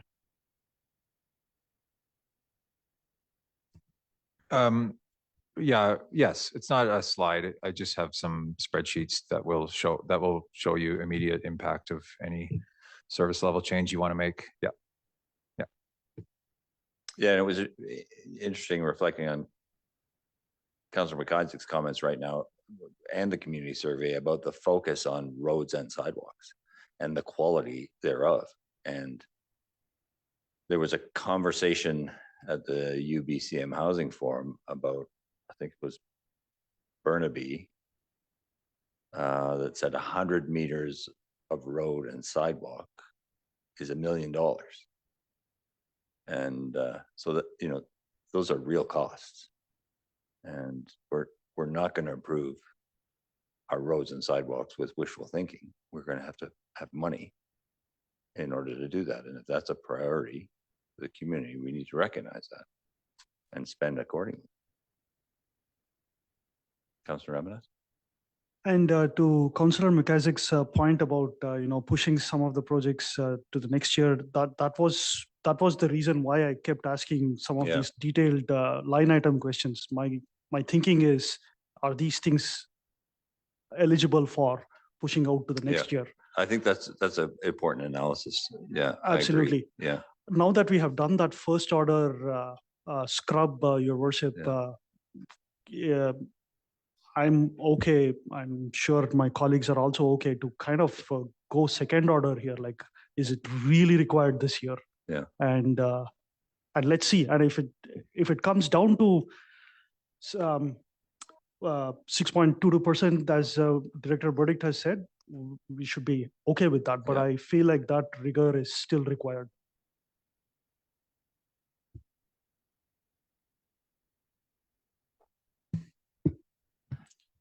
To council, that's part of the reason for the discussion tonight. But then as a reminder, we do have the public open house, and then you do have another full meeting set aside for the specific purpose of discussing a guide, providing by resolution that guidance on the budget and the budget and financial plan. So that's intentionally built into the process. Thank you, Mr. Bornowski. Councillor Hamilton. Thanks. I appreciate the discussion point about, delaying projects because we want to try and minimize our cost this year and our tax rate and potential tax rate increase this year. After sitting at this chair for 5 years now, I have not once seen a project come back that's at the same price. So when we discuss delaying a project, we also need to keep front of mind cost increases and cost escalation and what that impact is going to be on the community and our tax rates by delaying it. Yeah, I think, and I think we're all agreed that we, in my short time here, I've also seen, we've seen that in the last year and a bit that projects delayed come back more expensive. So, yeah, that is the truth. And so to Councillor Ramdass's point, though, that's the level of rigor he's talking about is appropriate, keeping in mind that if we delay something, it's going to be more expensive in the future. If I may just follow up on that, I 100% on board with that, but I think that the discussion before we have that kind of next layer of rigor is we need to, what Councillor McIsaac was talking about, we need to actually look at service levels and look at what we are willing to potentially just get rid of, lay fallow, sell off, what is important to this community moving forward. No. Mr. Burdett.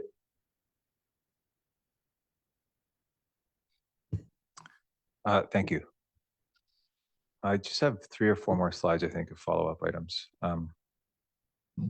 Yeah, and I actually kind of want to share what how my mindset has evolved since taking this role. And I don't want to get too existential here, but please do. When I started, I came in with the mindset of like, I really want to solve this problem, and it's just math, and I'm sure there's a way. And we are where we are, and I think a big reason for that is you can go back to the 70s, maybe. I'm sure Mr. McConnell remembers this, but like when inflation rates at the time were 20%, I suspect municipal taxes were going up 2%. And that right away, that just triggers this avalanche of like compound interest that's not in our favor. And that's part of the problem we're facing now. And it all comes back to like a balance between current and future taxpayers. And yeah, we are going down that road a little bit by underfunding our reserves. But I guess a benefit in terms of long-term financial planning for the city is that it seems like most municipalities aren't really afraid of admitting that they're not immune to inflation. And so that's why you're seeing these high rates now. And it's just purely out of necessity. You mentioned a Soyuz, that's like big time necessity. And I think if you start to see more and more municipalities going down that route, there'll have to be a change in the system somehow. I don't know what it is. I don't have an answer, but that's kind of how I approach it. I'm just presenting the situation and trying to do the best we can every year and track down the grants that are available and day by day. Councillor Audie Kelly and then Councillor Nixon. Thanks, Your Worship. It just strikes me that one of the things that we really haven't touched on, other than taxation as a revenue stream, is what other revenue streams can we leverage? For example, it seems to me that it would be critically important to update our DCC bylaw because our DCC rates are ridiculously out of date. And that could be a funding stream for infrastructure, for asset management. Councillor Nixon. There. Thank you, Your Worship. Yeah, the reserves, there's communities out there. We have the 39% increase in Osoyoos. We have, there was another community, I can't remember if it was Prince George or which community it was. They came out and they said they were not going to put any money into reserves and they were just going to wait till it became an emergency in their community in order to get this done. This is maybe it's Prince George. I tried to find it the other day and I couldn't find it. So I don't ever want to be in that position. And I think we need to, I think we need to start, we can't, I don't think we can do the 4.3 this year, but I think we need to, within that 5-year plan, we need to ramp it up so that we're back up. I know there's going to be big projects in the future, but we got to try something. Councillor Hamilton. Thank you. Just a quick question to Councillor Audie Kelly's comment about DCCs. What are the parameters around how they can be used? Like, is it a viable potential funding stream for road infrastructure, sewage infrastructure, that sort of thing, or does it have to be allocated to a specific project? Thanks, Councillor Hamilton. Short answer is yes. When that bylaw is developed, we identify key projects that can be used, and then they go into the bylaw, and that drives the rate that we charge. And then those funds can only be used for those projects when it comes time. So the point of updating it is, to increase fees, but also to pick more relevant projects that are in the future that weren't in the future 6 years ago. Mr. Borowski. The important reminder I'd like to share is just that then that update doesn't go back to all the development we've seen. And so it's then growth and building and development that funds the DCCs into the future. So it's not a way, it is not a short-term solution. It's a long-term and a critical solution. And that's why it's on the work plan tied to an official community plan that drives new density modeling, that drives new infrastructure needs and projects and future vision that then drives new master project lists that create DCC bylaws. Further? Just a bit of clarification for my own thought process. So we could essentially call it a future reserve. But it's a targeted future reserve with very specific projects attached to it. Councillor Ramdas and Councillor McKenzie. Thanks, Your Worship. I echo Councillor Audie Kelly's sentiment there on the DCC, and again, like it's coming back to the tax-based problem here. Like I feel like to Councillor Nixon's point around, should we want to target a 4.33% tax rate at some point in the future? Like that should be our goal. And the way we get there is actually building a large enough tax base that can support all the services that we have, so that we can still keep the taxes low. I think that needs to be our vision for this coming decade. Yeah, and responsibly. I think, Councillor Nixon's comments about a community choosing to essentially spend its reserves down to zero, to put themselves in and wait for emergency situation and then potentially wish for a bailout, is just irresponsible. But yeah, I think targeting, it's been a consistent conversation from the start. Efficiencies, where we can, improvements, increase our savings, improve our processes and things like our DCC bylaw. I think, yeah, that should be the goal, is to responsibly fund our community's growth. Councilor McKenzie. Sorry, I've kept you waiting. It's okay. Thank you, Worship. It's a good discussion to have. I had a comment with regards to the DCCs, but first I wanted to say I actually blame Ronald Reagan. I think it started in the 80s and 70s. But like, things to keep in mind for DCCs is it's not just a money pool, right? It has to be targeted towards specific development and planned. So it's around infrastructure that's needed. So it isn't general purpose money. But because it's targeted at and from development, increasing DCC significantly presents a barrier to development, which we actually want. So there is a sweet balance spot there that has to be carefully managed, right? Like, yes, right now I don't think we're collecting enough DCCs from some of the development we have in order to cover the cost of the infrastructure necessary. So that needs to be brought back into balance. But it's also easy to slip over into the other side where we're potentially now throwing a wet blanket over some potential development. So, and I know that's all going to come out in the DCC bylaw. I just wanted to mention that it's being considered from both sides, not just as a cash flow. For sure. Mr. Burdick. Thank you. A couple points while I bring up my slides again. Just with respect to what Councillor Ramadas said about growing our tax base, just a reminder that also adds assets that the city owns in terms of streets and utilities that then have to be maintained and replaced. So it's not just extra money, as we all know, but it's worth mentioning. And I actually forget my other point, but it'll come to me. So moving on here. There was some discussion last night around the bundling of capital projects, and I just wanted to bring up that we have done some experimentation around this at a smaller scale than what was being discussed last night. So a recent example of this is the super exciting Missing Sidewalk Link partially grant-funded project, which actually includes 2 older capital projects from last year where the bids came in way over budget.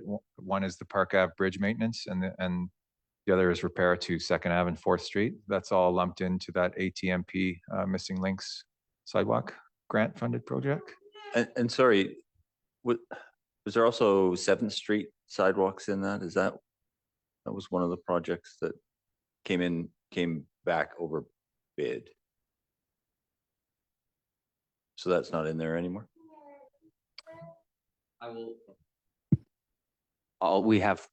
We have capital description and project forms and deliverables for each project. So I'll look that up and get back to you. But Thank you. Specifically, you're asking about the 7th Street? Yeah, I remember Engineer Line presenting on 7th Street, missing sidewalk links to the Annex Dike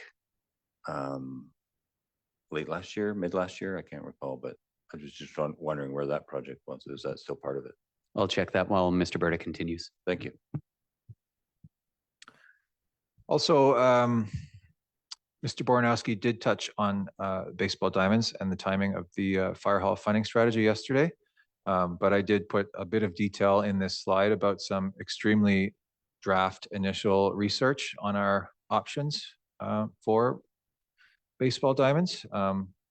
There's one option to extend our current youth fields in James White Park and redo the shale on both fields there. And you can see the amounts there. The total of that is around 300,000. And then there's another option to build a diamond from scratch at another location. Just building the diamond itself is between 500,000-600,000, but it doesn't include things like irrigation, bleachers, lighting, all that stuff. So those are some, again, really draft numbers, and that'll come as part of the funding strategy and longer term planning. But I thought it Thank was worth you. talking about now. Yeah, no, I appreciate that. And I appreciate they're very preliminary because they're also, this will also be informed by the conversation with the users, which we intend to have. Mhm. Thank you. There was a question from, I believe it was Councillor McIsaac about the longevity of FireSmart and CBT related programs. And I did have a discussion today with Deputy Chief Robinson about this, and he let me know that FireSmart has been going on a long time and is expected to continue. And also the other UBCM CRI funding stream is also expected to continue. There's roughly a maximum of 200,000 available for those per project, but we can't. We can really only apply for a new one as our current one is wrapping up. So it's not really an annual thing. It just depends on the status of our current project. And then CBT is a little less consistent in terms of a consistent funding stream because they have many different programs, and sometimes they focus on fire and sometimes they focus on other things. And there was also discussion about the fire department increase and the sustainability of that. And I just wanted to add an extra number. Their budget increase from last year to this year is 8%, which is just above our average of 7%. And now, are either of those two options sustainable? I mean, we just had a fairly lengthy discussion about that, but that is the current, whether it's inflationary climate or just business climate that we're operating in. Anyway, I thought those two numbers were useful. And lastly, this is a slide on our remaining COVID restart grant funds. There's just under 300,000 left available, and there's several options for council to consider using those.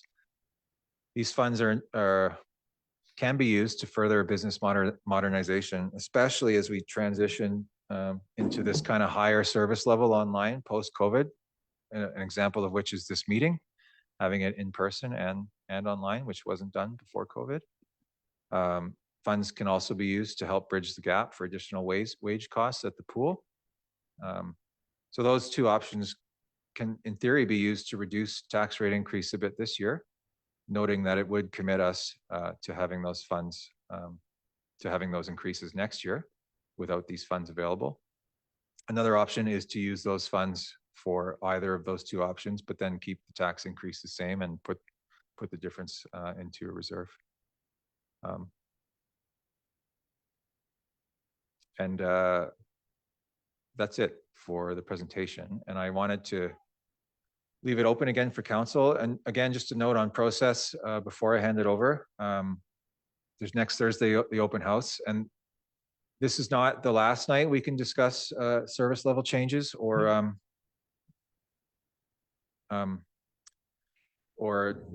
explore tax impacts of all that. We do have the meeting on March 19th.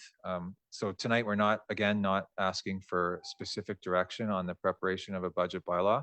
Certainly encourage discussion and are asking for specific direction on anything council would like to see changed. But and then March 19th, we'll have another opportunity to discuss these things. And that's the meeting that we'll be asking for direction on a budget bylaw, which will then come at the March 26th council meeting. And then we're into the readings of the bylaw and adoption, and then we move on to tax rate bylaw all before the deadline of May 15th. Thank you, Mr. Thank you. Councillor Audia Kelly. Thanks, Your Worship. I just want to make sure I've properly understood.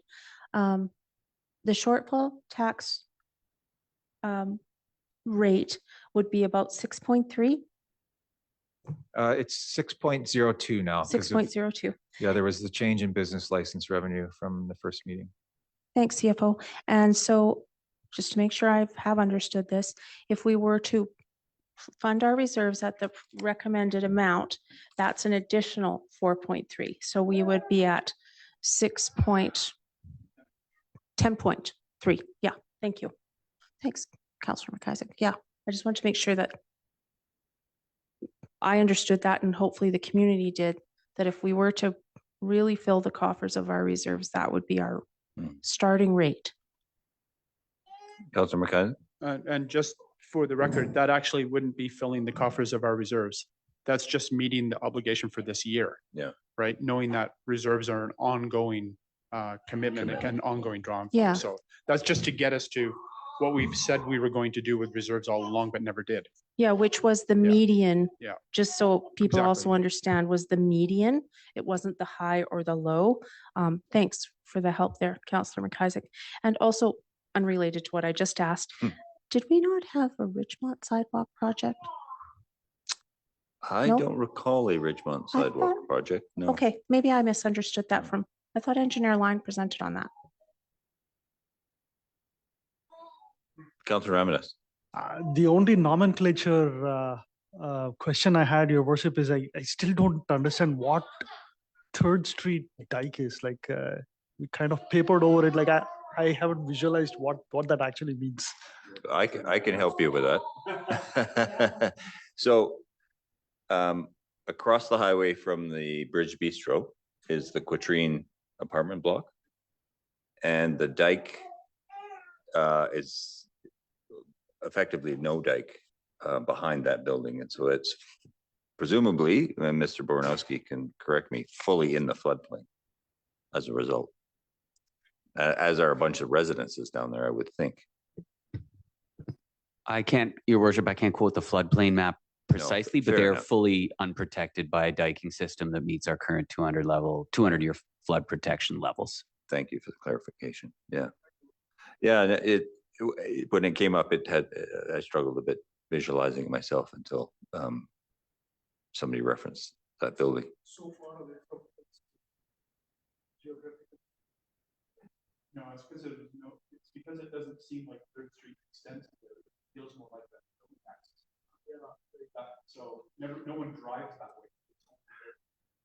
That's a great clarification, because even as we were talking about it, I was thinking of it, it's on 4th Street. But of course, Third Street is behind. And to your point, it's not really a thoroughfare. It's people drive into park. Okay, thank you. Yeah, I was getting, the geography was mixing me up as well. Thank you for the question. Other questions, comments?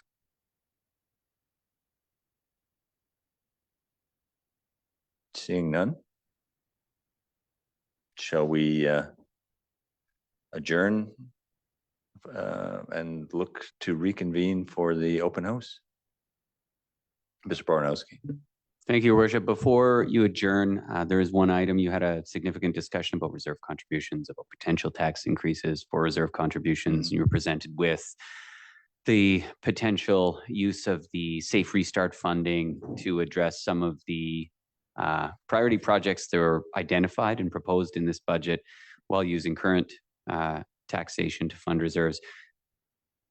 Are you feeling like you would want a specific question for the open house, either on a board or an in-person question, or both that and online, around a reserve contribution and setting a initial rate for that to gauge some sort of level of support? Or are you feeling like this is something that you want to wrestle with and tackle using the tools that Mr. Burgett has prepared? Oh, that's a very good question. I think it would be helpful. So that Safe Start money is sitting there and could sit there in perpetuity unless we choose to do something with it. I don't know if it's perishable, Mr. Burdett. It has no. That's correct. Yeah, there's no expiry date, but it just has to be a part of a note in our audited financial statements. So Yeah, that's the and only requirement. like anything we do in our tax rate preparation, I'd like it to be clear to the citizens, if we use that item specifically, Mr. Bornowski, I know that was only part of your question, but if we were to use that, what is the knock-on effect? So to Mr. Burdett's point, what does that mean? What are we presupposing for a 2025 tax rate already? So that our community understands that we can spend that money, but it has an effect in the future. Councillor McIsaac. Thank you, Your Worship. And I think it's a great discussion to have. And I think part of that discussion for the community should include the fact that if, for example, that particular money was used to fund something, and instead of having the money that is currently planned to go there, if that money was put into reserves, it now becomes part of our investment portfolio and is now not just sitting there, but is also earning money, Correct. right? So it like that's the choice, right? It's the short-term win over long-term planning and gain. Yeah. So every time we were making the investment in reserves, we are protecting future taxpayers, and not only that, but contributing to our future earnings. Yeah. So, yeah, I think that's a really important part of the conversation to be having with the community. 100% agree. Thank you for that clarification. Yeah. Councillor Hamilton. I think my question is pretty much precisely the same, just worded slightly different to what Councillor McIsaac was just suggesting, but I'd be curious to know what the investment returns of that money would look like compared to the like what that would look like as far as a tax rate increase, or if we're earning that money through the investment, what that's going to mean to future years as potential quote unquote savings on tax increases. Which is a bit of prognostication. I'm not sure Well, Mr. Burnett would be comfortable I doing. appreciate that. Yeah, I'm thinking of keeping a fairly conservative estimate in as far as returns go. Yeah. Councillor Ramirez. Thanks, Your Worship. I think this is a philosophical difference. I don't think we'll bridge that gap in the next 20 minutes here. My view on that is, if you have $250,000, and just my own philosophical thinking about this, that can stay in taxpayers' pockets instead of city of Fernie coffers. So it's a little different. I'm not disagreeing with what Councillor McIsaac is saying, but in my mind, money in taxpayers' pocket is actually a superior form of maintaining assets versus sitting here in our reserves. Yeah, I don't disagree, except it has to be clear to taxpayers. We'd have to explain if this money is in their pocket, so it reduces the tax rate this year, what is the potential effect on the tax rate next year? Because now we don't have that money. So we are presupposing, as I heard it from Mr. Burdett, a tax increase already because that money has since been spent. So, you know, it's again, a pay me now or pay me later kind of equation. Councillor Hamilton. Thank you. I mean, to speak to philosophies around this, yeah, I personally look at it much like saving for your retirement. You know, if you start saving 5% when you get your first job, 16, that's not a lot of money on every single paycheck. By the time you're 65, you're gonna have a good solid nest egg. You don't need to worry. You wait until you're 50, you're gonna have to start saving hundreds of thousands of dollars every year to try and maintain the similar lifestyle that you've grown accustomed to by spending every year. So keeping that in mind as we, you know, discuss philosophies and discuss reserves, yeah, to Councillor Ramadas's point, we can keep that money in the taxpayer, in the citizens' pockets, but are they going to be sitting there saving it as well? Because we know there's going to be a tax increase in the future. And it, you know, reflecting on Councillor McIsaac's comments earlier, if we use that to offset some capital spending or project spending in 2024, and then you use that subsequent money to fund reserves, we are protecting future taxpayers from an unnecessary tax hike. So it's a little bit of a, yeah, it's an interesting philosophical discussion. Councillor Ramirez. I don't know what Councillor Hamilton's saying something about you know, the individuals' responsibilities and how we can somehow intervene in their financial well-being. Is that what you were saying? Like, no, I don't. Just create an analogy. Right, and who are, yeah, sure, okay. Oh, Did we just go offline? No? I got disconnected. Ms. Rhodes, did I say something untoward? Again. Oh, maybe. Sorry, Councillor Audie Kelly. I'm just mulling over CAO's suggestion, and I'm thinking it does have value to have at the open house. Yeah, I don't disagree. I think there is an opportunity there to sort of poll, if you will, the community members who attend.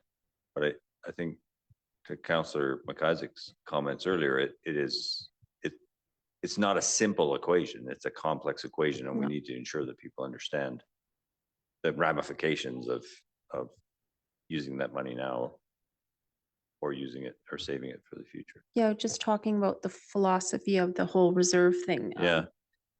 Because, you know, when we look at our survey, Yeah. I believe it was 47% of people wanted us to apply no more than an inflationary increase. 21 or 22% weren't sure. 9% wanted it to decrease, and 11% wanted us to increase. So I Right. think it would be kind of an interesting. Yeah, so I think it would be interesting to see how people feel about putting money into reserves. And sorry, I see you there, Councillor Smith. And is that because he's on babysitting duty, I'll ask you, Mr. Bird, is that a complicated poster board to create? No. That's my kind of. Yeah, I 100% agree. Councillor Sue Smith, and then Councillor Hamilton, Councillor Nixon. Thank you, Mayor Milligan. It's a fairly complicated issue, and the town's already behind the 8 ball with a deficit in terms of our infrastructure. And now we're facing that at a time of extreme high cost of living.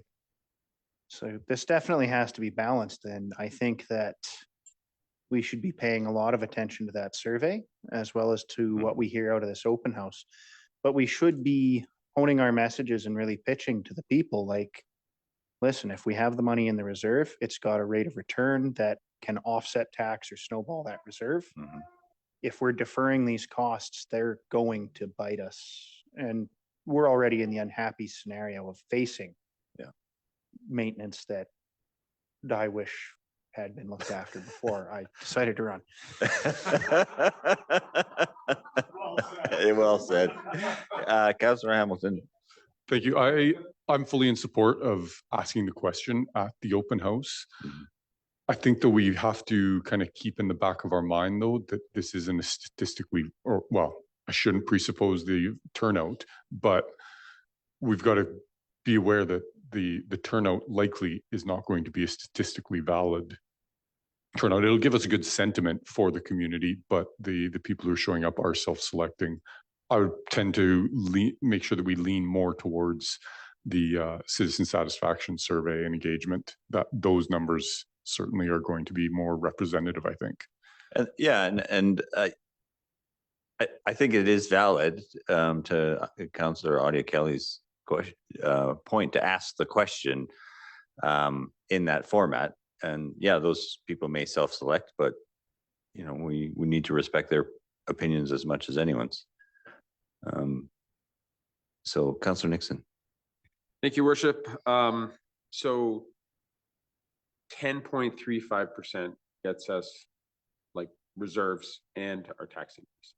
So maybe what we should do is use 2% from the safe restart, bring down the tax rate to 8.35, and then let people know, and then just keep the rest of that money until the next year. But like, I'm just trying to think of how to just lessen it a little bit. It's instead of 10.35, it's 8.35 increase, and then we just take the other 2 from the safe restart. It's something. Yeah, well, it is something. I don't know if we're we're all philosophically aligned sufficiently to fund our reserves to that level. But we have some time to discuss this over post open house. Councillor Ramirez and then Councillor Schussman. But just to Councillor Hamilton's point about statistical representation, we need about 167 people in the open house to be in the 95% confidence interval. It's not a big number. Tell your friends. Yeah. That's it, Your Worship. Thank you. Thank you. Councillor Schussman. Thank you, Mayor Milligan. Just my 2 cents. Won't help with the deficit, but here they are. Is I, for one, care a lot more about what the citizens who are engaged in paying attention think than just a layman who you would ask who isn't up on things. Just they've put more work into it. They know more. I think their opinion's probably more valuable. Mr. Burdett. Thank you. I just wanted to point out that there will also be an online questionnaire, so it's not limited to the people here in person. And also a reminder for like the previous council asked a very similar question when it was when council was debating putting an extra 1% into the affordable housing reserve. So community has seen this in the recent past. Good. So yeah. So you sort of have a format that you frame it and somebody's there to walk people through it. Perfect. Any other discussion this evening? Thanks for raising that at the 11th hour before I adjourn things, Mr. Voronowski. If I can, and thank you for the discussion. That was Ms. Rhodes who brought that forward. She's got her mind fully tuned to developing the budget at a glance and the open house so that we can get boards printed early next week and be ready for Thursday. Thank you, Ms. Thank Rhodes. You. Yeah. And thank you for giving credit where it was due. Thank you. Anything else? Excellent discussion. I'm always very pleased around this table with the depth of thought that people put into things and the depth of care that people have for this community. So thank you for that. That's incredibly important. You wouldn't be here if you didn't. So I really respect that. And these are not simple discussions and everybody's fully invested. So, and staff has been incredibly supportive. So thank you, everybody. So with that, we will call this special meeting adjourned.